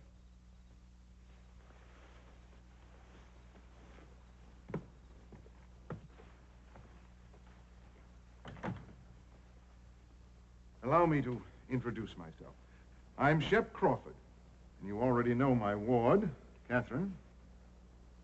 I've been looking forward to our meeting with great anticipation, Senor Crawford. So I've heard.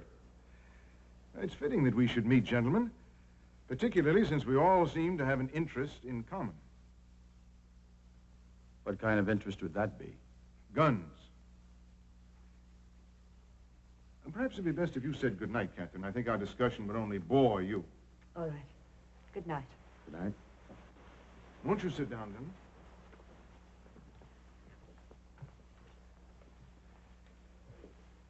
The Indian Agency will be disappointed at the failure of your mission, Mr. Longley. I don't think selling guns and ammunition to the Apache is anything to be proud of, Mr. Crawford. All my merchandise is sold in Mexico. Unfortunately, the Apache doesn't recognize the border. He raids both sides. I'm a businessman, Mr. Longley. How my product is used isn't my concern. I've heard that you wanted to talk to me, Captain DaCosta. You have big ears, senor. In a competitive world, one must keep informed. Then perhaps you've also heard that eventually I intend to hang you. Is that a threat, Captain? An inevitability, senor. I sympathize with your position, gentlemen. But as I said before, I'm a perfectly legitimate businessman. In my opinion, you're no better than a common killer. That's merely an opinion, Mr. Longley. The Mexican government thinks differently. They've even given me papers authorizing the sale of goods in their country. Permission was given for goods, senor. Not guns. Another matter of opinion. Your continued good health, gentlemen.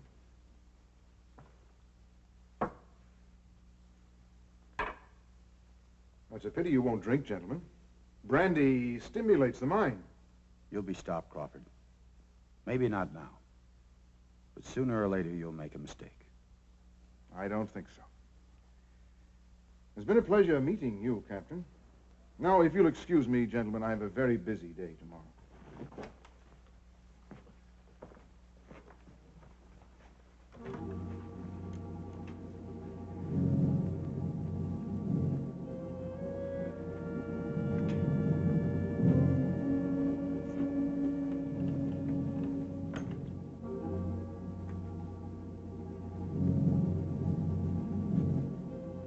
Rory.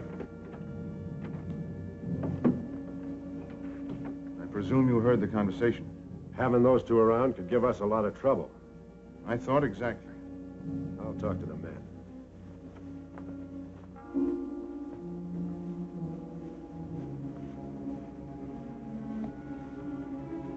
I don't like eavesdroppers, Catherine. Hardly a crime in comparison to murder. Strong measures are often necessary in the operation of business. Business? You didn't tell me you were going to sell those guns to the Apaches. I didn't think it was necessary. Where do you think you're going? I said, where do you think you're going? As far away from you as possible. Go to your room.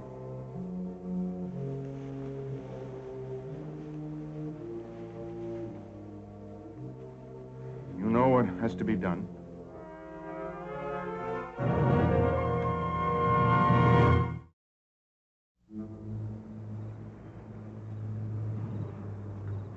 The Indian agent didn't want the guns.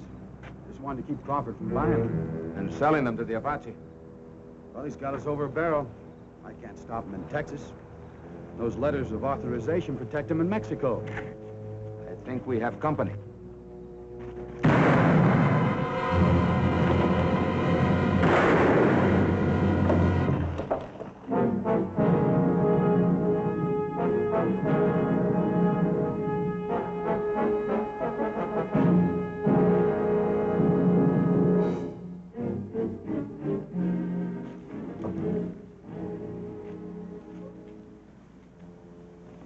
To ask who sent them.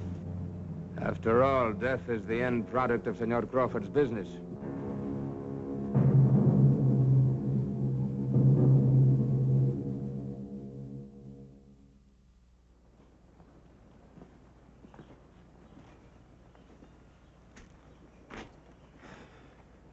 Sun shines, the air is fresh. It's a gloomy day, amigo. Maybe the weather will change. You have more confidence in the climate than I have.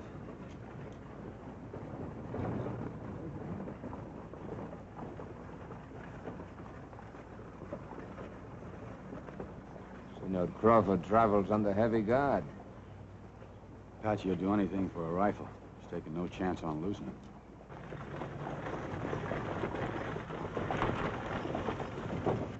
Nothing would give me more pleasure than to stop the sale of those guns and ammunition. Maybe you can.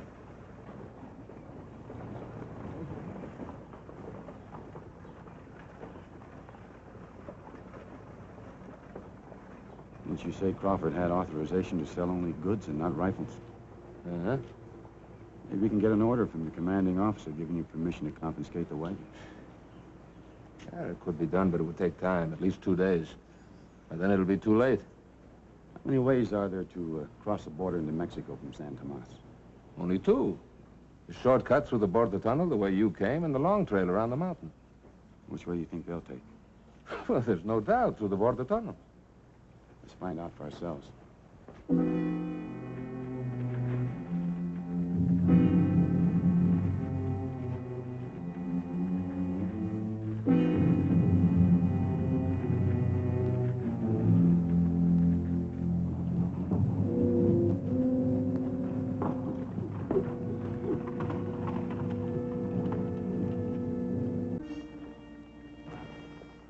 about a mile to the tunnel.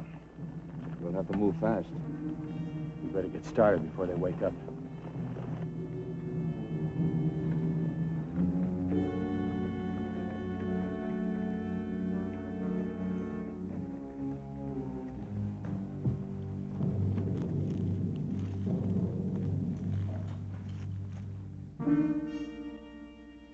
Well, here goes everything. Good luck, amigo.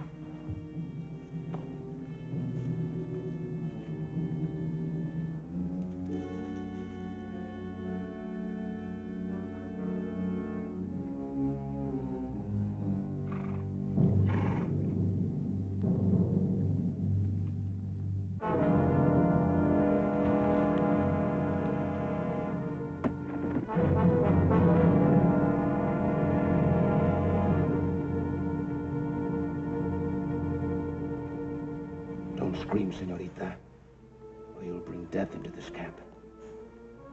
No one will be hurt if you follow instructions. You understand? Come with me.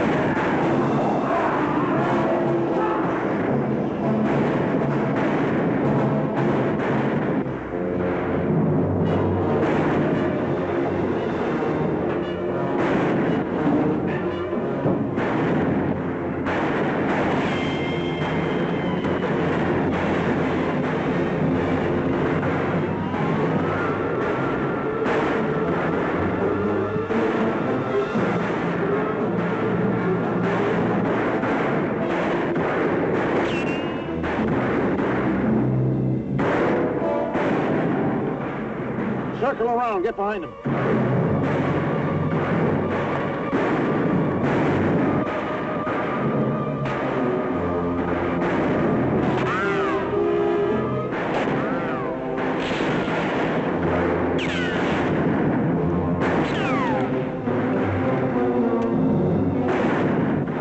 Load it for me, senorita.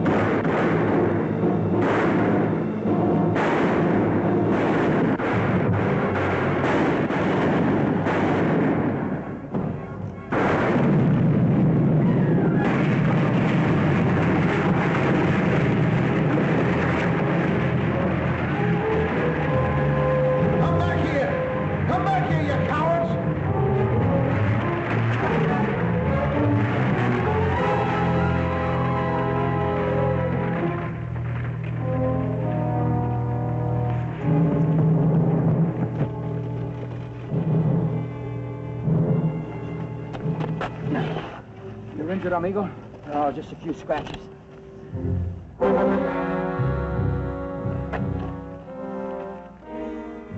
Move away from her, Catherine. I don't want to have to kill you. But if you don't move... Do as he says. There are two of us, Crawford. You can't get us both. From my point of view, it's still good business.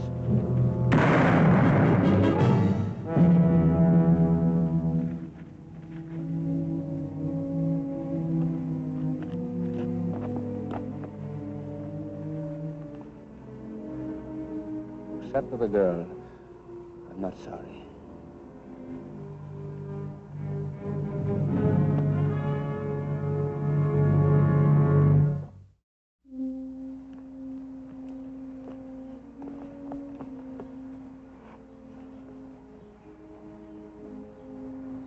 It couldn't be helped.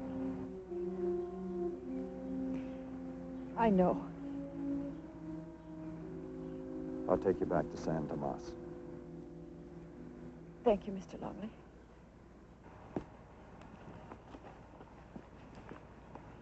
What about Crawford's men that got away?